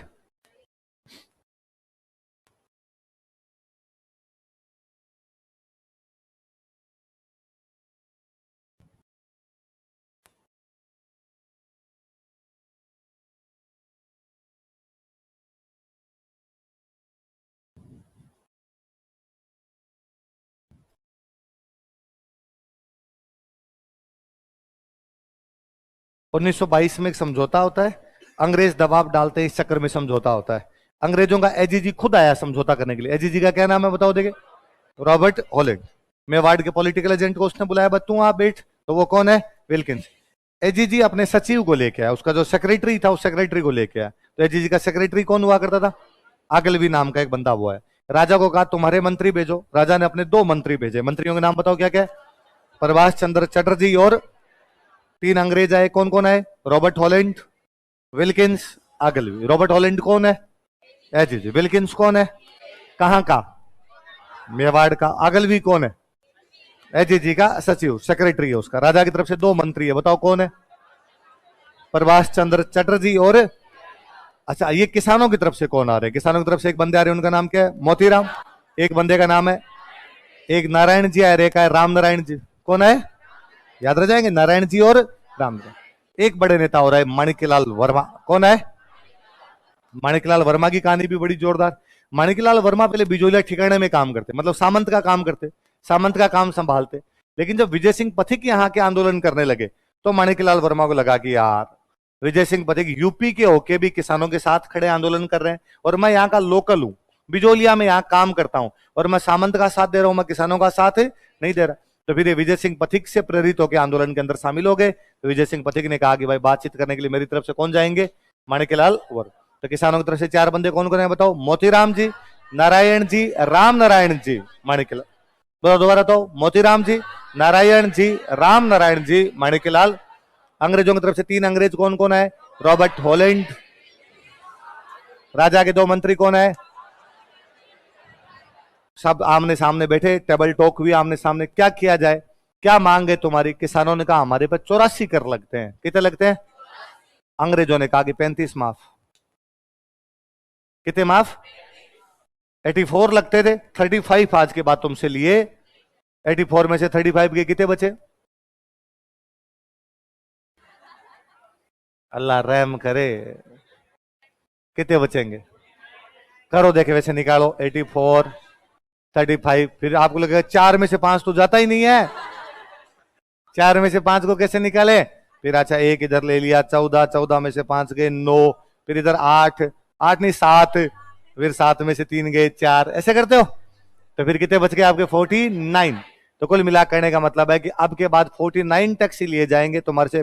84 टैक्स लिए, कितने कर माफ कर दिए? किसानों का डन, ठीक है मामला। और क्या समस्या? किसानों का साहब एक समस्या भारी है, भयंकर भारी है। क्या है? लाटा कुंता लगाते हैं। क्या लगाते हैं? तोल के तो लेता नहीं हमसे कोई, अंदाजे से लगाते। तेरे इतनी फसल होगी इतना दे देना, तेरे इतनी फसल होगी इतना दे देना। ये क्या तरीका है? अंग्रेजों का चिंता मत करो, अब से हम लैंड सेटलमेंट करेंगे। क्या करेंगे? भूमि बंदोबस्त। क्या बोलते हैं हिंदी में? बंदोबस्त का मतलब है जमीन नापेंगे। जमीन, फलान जी की जमीन इतनी बिका तो इतना टैक्स, फलान जी की जमीन इतनी बिका तो इतना टैक्स। जमीन को नापेंगे और नापने के बाद उस पर क्या तय कर देंगे? टैक्स। जैसे अब नहीं होता, तुम्हारी इनकम इतनी तो टैक्स इतना, तुम्हारी इनकम इतनी तो तुम्हारा टैक्स इतना। तो जमीन की वो पैमाइश करवा देंगे, और पैमाइश करवाने के बाद तुम्हारा टैक्स क्या कर देंगे? तय बता देंगे, पहले बता देंगे इतना इतना टैक्स लिया जाएगा। किसानों का साहब और तो चाहिए क्या? तो 2 बातें की गई। क्या क्या बातें की गई? किसानों के 35 कर माफ कर दिए गए, तथा जमीन की क्या करवाई जाएगी? पैमाइश, बंदोबस्त। भूमि का क्या करवाया जाएगा? लैंड सेटलमेंट करवाया जाएगा, भूमि बंदोबस्त करवाया जाएगा। लिखो। है, पढ़ो सही, आगे आगे देखो होता है क्या। लिखो। लिखो, किसानों के 35 कर समाप्त कर दिए गए, या 35 कर माफ कर दिए गए। 35 taxes of farmers were waived of. किसानों के 35 कर माफ कर दिए गए। 35 taxes of farmers were waived of. किसानों के 35 कर माफ कर दिए गए। 35 taxes of farmers were waived of. किसानों कितने कर माफ कर दिए गए? अच्छा, ये जो मीटिंग है ये कौन कर रहे हैं? अंग्रेज और राजा। राजा कर रहा है। राजा कह रहा है कि भाई मैं मेरी तरफ से घोषणा करता हूं। अंग्रेजों ने राजा को कहा कि भाई ये टैक्स कम कर, और राजा ने कितने टैक्स कम कर दिए? 35। किसान राजी होके आए कि भूमि बंदोबस्त तो होता रहेगा, जब होगा तब हो जाएगा, कर तो माफ आज हो ही गए, 35 तो माफ हो गए। किसानों ने नारे लगा दी, किसान एकता जिंदाबाद, जब तक सूरज चांद रहेगा विजय सिंह का। किसान वापस आए, बिजोलिया का सामंत घर के बाहर ही खड़ा था। केसरी सिंह बिजोलिया का सामंत था, वो घर के बाहर ही खड़ा। उसने कहा अरे आज इतने राजी कैसे? कहा राजी वाला तो बाद में बताएंगे, तू बता पहले कितने टैक्स लेता था हमसे? उसने कहा 84 का। अब ले तू। क्यों? तो साहब समझौता है, समझौता हमारे पास। 35 कर माफ कर दिए। किसने? तो मेवाड़ राणा जी ने। मेवाड़ राणा जी ने अंग्रेजों के साथ बैठ के मीटिंग की, हमारी मीटिंग करवाई, और हमारी मीटिंग के अंदर यह तय किया गया कि अब से इनसे 84 कर नहीं लिए जाएंगे। अब से कितने कर लिए जाएंगे? 49। 35 कर क्या किए जाते हैं? माफ। उसने कहा सुनो रे, तुम एक बात सुनो, ये जो जमीन है ना जिसमें तुम खेती करते हो, ये मेरी है, राणा जी के बाप की नहीं है। और मेरी जमीन में खेती करोगे तो पूरे कर कितने लगेंगे? 84। मैं तुम्हारे ऐसे समझौते को स्वीकार, तो बिजोलिया के सामंत ने समझौते को स्वीकार। लिखो ऐसे में आगे लिखो, बिजोलिया के सामंत ने समझौते को स्वीकार नहीं किया। Feudal lord of Bijolia did not accept this agreement. Bijolia के सामंत ने इस समझौते को स्वीकार नहीं किया। Feudal lord of Bijolia did not accept this agreement. सामंत ने इस समझौते को स्वीकार नहीं किया।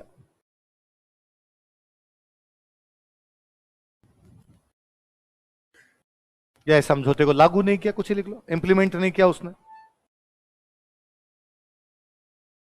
लिखो तीसरा चरण।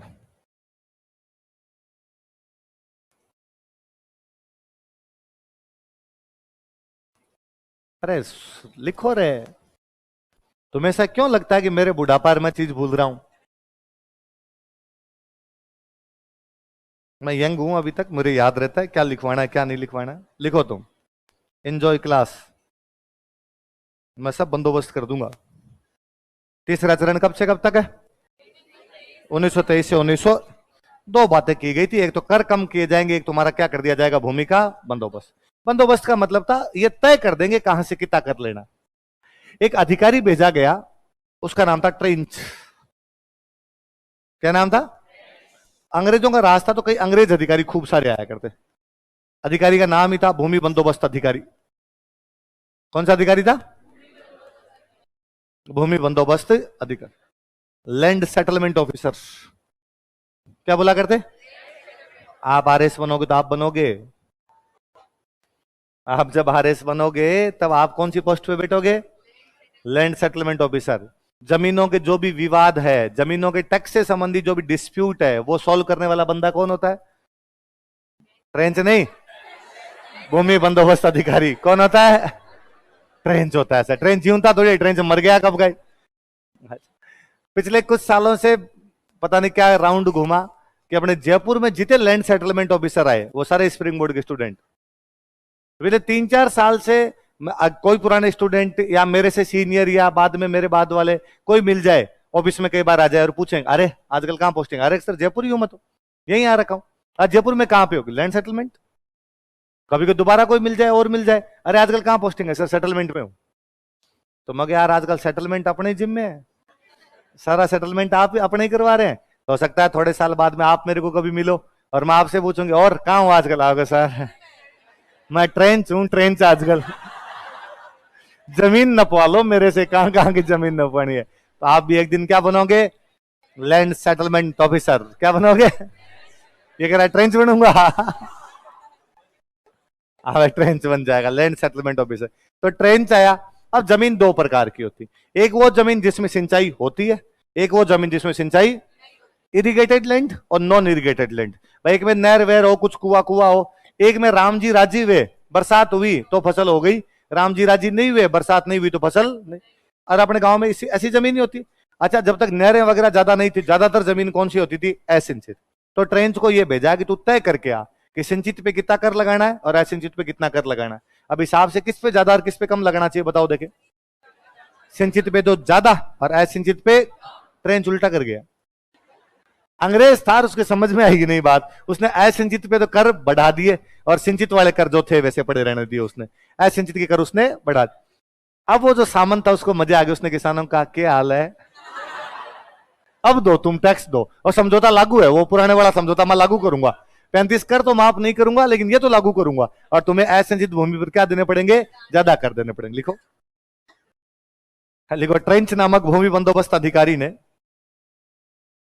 Land settlement officer named trench, trench नामक भूमि बंदोबस्त अधिकारी ने, land settlement officer named trench, trench नामक भूमि बंदोबस्त अधिकारी ने, land settlement officer named trench, trench नामक भूमि बंदोबस्त अधिकारी ने असिंचित भूमि पर कर बढ़ा दिए, असिंचित भूमि पर कर बढ़ा दिए। Raised taxes on non irrigated land, raised taxes on non irrigated land, असिंचित भूमि पर कर बढ़ा दिए, raised taxes on non irrigated land. किसान दोनों तरफ से मर गए, एक तो कर माफ नहीं हुए उनके, और दूसरा असिंचित भूमि पर कर उनके क्या हो गए? उनका लाटा कुंता से भयंकर पड़ा यार। कुंते में भी क्या पता बढ़ते कि नहीं बढ़ते, पर यहां तो साफ साफ ही बढ़ गए। अब न तो समझौता लागू हुआ, न उनके कर कम हुए, मतलब ले दे के 22 वाले समझौते का कोई भी लेना देना नहीं बचा। किसान कई दिन तो इधर उधर चक्कर काटे, थोड़े दिन बाद वापस विजय सिंह जी के पास गए और विजय सिंह जी को जाकर, विजय सिंह जी थैंक यू, हृदय के अनंतिम गहराइयों से आपका स्वागत, आपका धन्यवाद, अभिनंदन आपका कि आपने हमारा समझौता करवाया। आपके आंदोलन के कारण, दबाव के कारण कम से कम टेबल टॉक तो हुई, समझौता तो हुआ। विजय सिंह जी ने कहा थैंक यू, क्या बात है, आपकी मेहनत है, आपने मेहनत की, रंग लाई आपके, बताओ मेरे लायक कोई सेवा हो तो। किसानों ने कहा सर एक दिक्कत है, आपने 22 में समझौता करवाया लेकिन बिजोलिया का सामान तो उसको लागू ही नहीं कर रहा। क्या कर रहा है बिजोलिया का सामान? कि वो कर रहा है जमीन मेरी है और मेरी जमीन में खेती करोगे तो मैं किसी भी प्रकार का कर माफ नहीं करूंगा, जितने लूंगा उतने ही लूंगा। सर एक लफड़ा और हुआ, वो ट्रेन से आया और वो हमारे तो बीरानी जमीन जो असंचित भूमि थी उस पर कर बढ़ा के चला। अब सर हम तो वही है हमारे पास, तो असंचित तो वैसे ही कम है, उस पर कर बढ़ गया, क्या खेती करें क्या खेती नहीं करें। तो विजय सिंह जी ने कहा कि यार मैं एक आइडिया दूं आपको। जी सर बताओ, कि कौन सी जमीन पे कर बढ़े तुम्हारे, कि असंचित। तुम्हारे पास कागज है इस जमीन के? उनका साहब पड़े हैं पट्टे, प्लॉट का पट्टा होता है अपने पास, तो हमारे पास जमीन की क्या पड़े हैं, पट्टे। तुम एक काम करो, तुम सारे किसान पट्टे लेके जाओ सामंत के पास और सामंत को जाके कहो ये पकड़ तेरी जमीन, खेती कर ले तू खुद ही, और हमें आज के बाद तेरी खेती नहीं कर।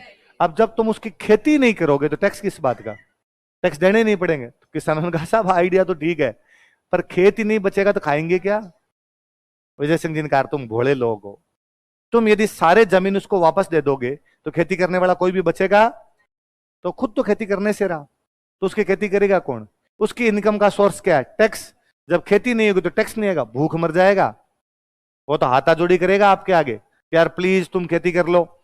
और जब वो तुम्हारे सामने हाथाजोड़ी करे तब उसको कहना कि पहले तो हम 35 माफ करवा रहे थे, 49 दे रहे थे, अब तो हम 35 ही देंगे, 49 माफ कर। किसानों ने कहा क्या ऐसा हो सकता है? विजय सिंह जी ने कहा पहले इस्तेमाल करो, तुम करके तो देखो एक बार। किसानों ने कहा साहब ठीक है।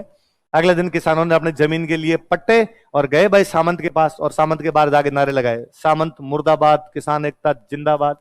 सामंत बाहर है, उसने क्या हो गया आज, क्या हो गया, कि तू इधर आ पहले, ये पकड़ तेरे पट्टे, 84 लूंगा, 35 लूंगा, एक ही नहीं देंगे, लेके दिखा दे टैक्स। हम खेती नहीं करेंगे तो टैक्स किस बात के। वो बड़ा एकदम कूल आदमी, उसने एकदम सारे लिए पट्टे इकट्ठे किए रखे। उसने कहा भाइयों और बहनों एक बात सुनो, अब भी यदि आप में से कोई खेती करना चाहता है तो हाथ खड़ा कर दो, मैं पट्टा वापस दे दूंगा। और भाई साहब आधे लोगों ने हाथ खड़ा कर दिया। सॉरी, अरे उसने कहा कोई बात नहीं, अरे भाई भाई कोई चिंता करने की आवश्यकता नहीं, उठाओ कागज उठाओ तुम्हारे, जाओ आराम से करो खेती, चिल करो, मजे करो जाके। पर आधे लोग अभी तक खड़े थे, वो नारे लगा रहे थे कि नहीं हम अपना अधिकार मांगते, नहीं किसी से भीख मांगते। उसने वापस कहा अरे नारे थोड़े से धीरे लगाओ, एक बात और, अभी भी यदि कोई पट्टा लेना चाहता है तो मैं दे दूंगा, वरना मैं बेच दूंगा जमीन, जमीन ही नहीं मिलेगी देख लेना। तो आधे एक और थे, उनका ये लाए थे, ये हम तो आना ही नहीं चाहते थे, आधे लोग और ले गए। पर मेरे जैसे कई नेता थे, उनका भाई साहब साडा हक, तो कई लोगों ने जमीन के पट्टे उसको दे दिए। सामंत ने वो जमीन के पट्टे लिए और जमीन बेच दी। लिखो, विजय सिंह पथिक के कहने पर, ऑन एडवाइज ऑफ विजय सिंह पथिक, विजय सिंह पथिक के कहने पर, ऑन एडवाइज ऑफ विजय सिंह पथिक,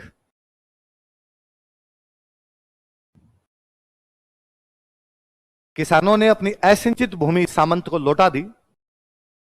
किसानों ने अपनी असिंचित भूमि सामंत को लौटा दी। Farmers return back their non irrigated land to feudal lord. किसानों ने अपनी असिंचित भूमि सामंत को लौटा दी। Farmers return back their non irrigated land to feudal lord. Farmers return back their non irrigated land to feudal lord. किसानों ने अपनी असिंचित भूमि सामंत को लौटा दी तथा सामंत ने इस भूमि को जब्त कर लिया। सीज करना होता ना, and feudal lord seized this land. सामंत ने इस भूमि को जब्त कर लिया, and feudal lord seized this lands. सामंत ने इस भूमि को जब्त कर लिया, सीज कर लिया। अब भाई किसानों ने कई दिन और चक्कर काटे, कई दिन और नारेबाजी की, हमें जमीन चाहिए, हम जमीन लेके रहेंगे, झुका देंगे सामंत को। उसने कहा झुक गए, झुकने दे वो, और मैं नहीं दे रहा, तुम्हारे जो किया जाए ना वो कर लेना। किसान हार थक के वापस विजय सिंह पथिक के पास गए, ले दे के वही थे। विजय सिंह जी को जाके कहा कि विजय सिंह जी वो जमीन आपने कहा था, विजय सिंह जी का रुको, मेरे वाला फॉर्मूला काम किया कि नहीं किया, प्रेशर आया कि नहीं आया सामंत पे। उनका सर प्रेशर तो आया, पूरा आया, पर अपने पे, क्योंकि जमीन खा गया वो सबकी, जमीन बेच दी उसने। विजय सिंह जी का अच्छा, मतलब जमीन भी रख ली उसने, कि जी सर, तो फिर तो यार कोई नया तरीका देखना पड़ेगा। और मुझे लगता है जब सीधी अंगुली से घी ना निकले तो घी के नीचे आग लगानी पड़ती है। टेढ़ी से भी बाद में निकलता तो फिर नीचे आग लगाओ तो तपता है, घी बाहर आता है। किसानों ने कहा सर एक फॉर्मूला हम बताएं, एक आइडिया हम बताएं। विजय सिंह का हाँ हाँ आप भी बताओ, कोई तरीका आपके पास हो। कि सर आप आज के बाद बिजोलिया के आसपास दिख गए, रवाना। लिखो 1927 ईस्वी में, इन 1927 एडी, 1927 ईस्वी में, इन 1927 एडी विजय सिंह पथिक आंदोलन से अलग हो गए। ये तो क्यों लिखो अपने, बाकी सारी बातें बंजान वंजान फटकी वैसे नहीं लिखने अपने। देखो विजय सिंह पथिक आंदोलन से अलग हो गए। विजय सिंह पथिक गॉट सेपरेटेड फ्रॉम मूवमेंट। बाकी किसानों में बन्नी बंद हो गई थी यहां पे। विजय सिंह पथिक आंदोलन से अलग हो गए। विजय सिंह पथिक गॉट सेपरेटेड फ्रॉम मूवमेंट। विजय सिंह पथिक आंदोलन से अलग हो गए। विजय सिंह पथिक गॉट सेपरेटेड फ्रॉम मूवमेंट। हुआ क्या था, विजय सिंह पथिक में माणिकलाल वर्मा में बन्नी बंद हो गई। विजय सिंह पथिक में जमनालाल बजाज में बन्नी बंद हो गई। इन नेताओं के अंदर आपस में बन्नी बंद हो गई।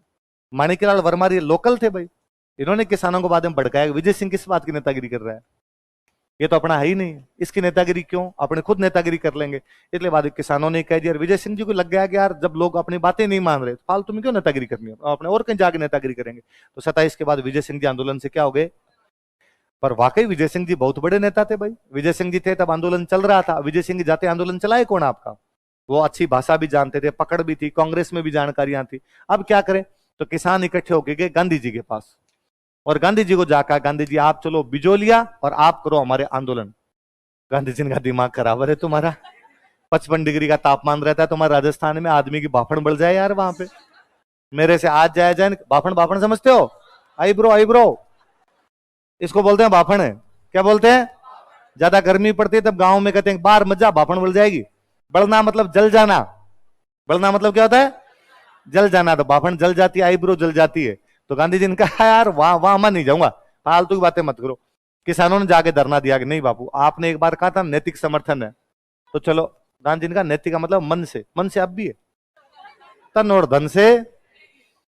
किसानों ने ज्यादा जिद की तो गांधी जी का चलो मैं एक काम करता हूं, तुम्हें मैं एक नेता देता हूं। विजय सिंह जी गए, दूसरा नेता भेज देता हूं। और गांधी जी के पास में बैठे हुए थे Jamnalal Bajaj.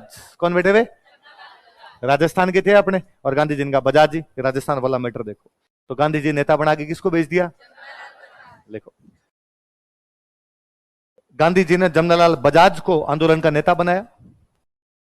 Gandhi ji appointed Jamnalal Bajaj for leader of movement. Gandhi ji ने जमनालाल बजाज को आंदोलन का नेता बनाया। Gandhi ji appointed Jamnalal Bajaj for leader of movement.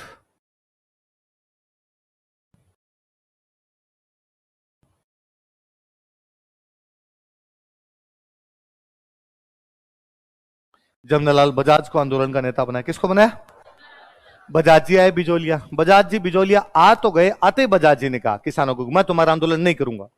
क्यों नहीं करोगे सर, गांधी जी ने भेजा है। अरे तुम्हारा नेता विजय सिंह पथिक है और मेरी विजय सिंह पथिक से बनती नहीं, और यदि विजय सिंह पथिक तुम्हारा नेता है तो मैं तुम्हारे आंदोलन के अंदर भागे। किसानों ने कहा सर विजय सिंह जी नहीं है, विजय सिंह जी का थोड़े दिन पहले ही हमने ट्रांसफर कर दिया यहां से, है ना, टाटा बाय बाय कर चुके हैं, इसलिए विजय सिंह जी नहीं आएंगे, आप यहां पर आंदोलन कीजिए। भाई रे नेता पहले भी ऐसे ही थे जैसे आज है ना। भारत में क्या मरे हुए लोगों की सबकी तारीफ ही करनी होती है, जो कोई मर गया उन सबकी क्या करनी होती है, ये मर गए इसलिए इन सबकी तारीफ है। बाकी मुझे तो कई बार लगता है आज के नेता बहुत अच्छे हैं बेचारे, बहुत भले हैं, सीधे सज्जन कामधेनु है बेचारे। ये तो कम से कम सरेआम तो एक दूसरे को गालियां नहीं निकालते। टीवी पे तो सारे यही कहते हैं नहीं नहीं सब चंगा है, सब चल रहा है। इन्होंने तो सरेआम एक दूसरे को गालियां निकाली हुई है, क्योंकि तब कौन वीडियो बना रहा था, अब तो वीडियो बनाने का खतरा है ना भाई साहब, पहले को वीडियो तो बन नहीं रहा था। तो नेता पहले भी ऐसे ही लड़ा करते थे जैसे आज लड़ते हैं, उल्टा ज्यादा ही लड़ते थे, अब थोड़ा कम लड़ते हैं। तो बजाज जी कहा भाई आप नेतागिरी करो। बजाज जी सेठ आदमी यार, सारे दिन ऐसी कूलर के अंदर रहने वाले आदमी, 4-5 दिन अपने राजस्थान के अंदर घूमे थे, में समझ में आ गई बात, रंग एकदम, है ना। तो मेरे एक फ्रेंड है वो हंसते रहते हैं, तो पश्चिमी राजस्थान के जैसलमेर साइड के फ्रेंड है, तो वो हंसते हैं कि यार जयपुर रहते हैं ना तो थोड़ा रंग ठीक दिखता है, जब जयपुर से गांव जाते हैं तो सांबर क्रॉस करते हैं, तब लगता है कि ए गया, उतरने लगता है यार, असली कंपनी किलर आने लगता है अपना। तो बजाज जी 4-5 दिन रहे थे, मैं कंपनी किलर आ गया भाई साहब यहाँ पे। तो बजाज जी को लगा मरा दिया। तो बजाज जी ने दिन सारे किसानों को इकट्ठा किया और इकट्ठा करके मेरे थोड़ा दिल्ली काम आ गए कुछ और मुझे दिल्ली जाना पड़ेगा। किसानों ने मचा देगा, नहीं नहीं नहीं नहीं जाना, गांधी जी ने भेजा, रहना पड़ेगा, गांधी जी ने भेजा। अरे अरे रुकिए यार, मैं एक नया बंदा लेके आया हूं, यह बंदा तुम्हारा आंदोलन करेगा। एक नया बंदा मध्य प्रदेश से लेके आए थे, हरिभाऊ उपाध्याय। क्या नाम था? हरिभाऊ उपाध्याय, एकदम यंग लीडर। और कहा आज मैं तुम्हें एक नया नेता देके जा रहा हूं और ये तुम्हारे नेता होंगे। किसानों ने हल्ला मचाया, किसानों ने कहा नहीं नहीं हम नहीं मानते नेता। पहले हमारे नेता विजय सिंह जी थे, वेल पढ़े लिखे आदमी थे, एजुकेटेड बंदे थे, वेल एजुकेटेड थे एकदम। फिर आप आए तो आप पढ़े लिखे आदमी थे, ये क्या पता हरिभाऊ इसको अंग्रेजी आती है नहीं आती है, हिंदी आती है नहीं आती है, 100 प्रकार के अखबार आते हैं, अखबारों में आर्टिकल देने पड़ते हैं, अखबार वालों से बातचीत करनी पड़ती है, अंग्रेजों से बातचीत करनी पड़ती है, कौन करेगा हमारे जाके। अरे का शांति तो रखो यार, हरिभाऊ को सब आती है। हरिभाऊ अंग्रेजी सुना पहले, हरिभाऊ आ गया यार, हरिभाऊ ने पूरी सुना दी, to the headmaster senior secondary school. Bajaj ji ने कहा कि विश्वास है, नहीं है तो थ्रस्टी करो भी, हरिभाऊ अभी सुना सकता है। गांव में अंग्रेजी का मतलब यही होता है, टू द हेडमास्टर किस किस को याद है, थ्रस्टी करो किस किस को पूरी आती है। बजाज जी हरिभाऊ ने कहा मुझे सब आते हैं, और किसानों ने कहा ला इतनी अंग्रेजी एक साथ। और बजाज जी ने नारे लगवा दिए कि हमारा नेता कैसा हो, हरिभाऊ। देखो देखो जमनालाल बजाज ने हरिभाऊ उपाध्याय को आंदोलन का नेता घोषित किया। Jamnalal Bajaj declared Haribhau Upadhyay as leader of movement. Jamnalal Bajaj ने हरिभाऊ उपाध्याय को आंदोलन का नेता नियुक्त किया या नेता घोषित किया। Declared Haribhau Upadhyay as leader of movement. Haribhau Upadhyay को आंदोलन का नेता घोषित किया। Declared Haribhau Upadhyay as leader of movement. Haribhau Upadhyay को आंदोलन का नेता घोषित किया। खो खो खेला है कभी गांव में? खो खो खेला आपने? खो खो में क्या होता है, 2 टीम होती है ना, और 2 टीम होती है, एक बंदा भागता है, आप उसके पीछे भाग दो, जी जान से भागते हो, उसको हाथ लगा दो। पर जब आपको लगता है कि आउट ऑफ रीच है, आपका हाथ उसके नहीं लगता, तो आप अपने साथी को कहते हैं खो, तुम भाग, तुम पकड़, उसे भी पकड़ा जाए तो ठीक, उसे भी नहीं पकड़ा जाए तो अगले को कहते हो खो। ऐसा ही करते हो। किसानों ने जाके गांधी जी को कहा खो, गांधी जी ने बजाज को कहा, बजाज ने हरिभाऊ उपाध्याय को कहा, बिजोलिया क्या बन गया? ऐसे कोई आंदोलन होते हैं यार? जो जी में आनिया बानिया नेतागिरी कर रहा है यार अपने यहाँ पे। फाइनली आ गया 1941। कौन सा साल आ गया? और मेवाड़ में एक प्रधानमंत्री बने हुए थे, उनका नाम था वी राघवाचारी, साउथ इंडियन थे। क्या नाम था? वेंकट राघवाचारी नाम करके या वी राघवाचारी नाम करके यहां पर एक पीएम बने हुए। कौन है अपने पीएम? कहां के? मेवाड़। एक रेवेन्यू मिनिस्टर बने हुए, राजस्व मंत्री। भाई किसानों के जो मामले देखता हो, कौन सा मिनिस्टर होता है? रेवेन्यू। एक रेवेन्यू मिनिस्टर बने हुए थे, उनका नाम था मोहन सिंह मेहता। क्या नाम था? इन्होंने किसानों को बुलाया और किसानों को बुला के पूछा, किसानों कितने साल हो गए तुम्हें भटकते हुए? किसानों ने कहा 44। कितने साल हो गए? आंदोलन कब शुरू हुआ? 1897। अब क्या गया? मिला कुछ नहीं। अब हम दिलवा देंगे, क्या समस्या है कि साहब तो जमीन जब्त कर रखे, जमीन दिलाओ पहले तो, दिला देंगे, और साहब टैक्स कम कराओ, करा देंगे, और साहब जो भी छोटी मोटी हमारी समस्या है, दूसरी बेगार वगैरह वो दूर कराओ, करा देंगे। एक काम करना पड़ेगा, हाँ चुपचाप अकेले आ जाना, कोई भी नेता नहीं आना चाहिए साथ में। ये माणिकलाल वर्मा रहना, इनको कहना साइड में रहे। किसान इस बार माणिकलाल वर्मा के पास गए, माणिकलाल वर्मा का भाई साहब हाथा जोड़ी है ना, कौन ही तक जोड़े, आप मताना साथ में, हमारी बातें सरकार मानने के लिए तैयार है। किसान सरकार के पास गए, सरकार ने सारी बातें मान ली। आंदोलन 1941 में जाके समाप्त होता है। कब समाप्त होता है? देखो 1941 ईस्वी में, इन 1941 एडी, 1941 ईस्वी में 1941 एडी, मेवाड़ के प्रधानमंत्री V Raghavachari, Mewar PM V Raghavachari, Mewar के प्रधानमंत्री V Raghavachari, Mewar PM V Raghavachari तथा राजस्व मंत्री Mohan Singh Mehta and revenue minister Mohan Singh Mehta तथा राजस्व मंत्री Mohan Singh Mehta and revenue minister Mohan Singh Mehta तथा राजस्व मंत्री Mohan Singh Mehta and revenue minister Mohan Singh Mehta ने किसानों के साथ समझौता करवाया, mediated an agreement with farmers, ने किसानों के साथ समझौता करवाया, mediated an agreement with farmers, ने किसानों के साथ समझौता करवाया, mediated an agreement with farmers, तथा किसानों की जमीनें उनको वापस दी गई, तथा किसानों की जमीनें उनको वापस दी गई। And lands of farmers were return back to them, तथा किसानों की जमीनें उनको वापस दी गई। And lands of farmers were return back to them, किसानों की जमीनें उनको वापस दी गई। तो बिजोलिया किसान आंदोलन कब जाके समाप्त होता है? कल पढ़ेंगे बाकी।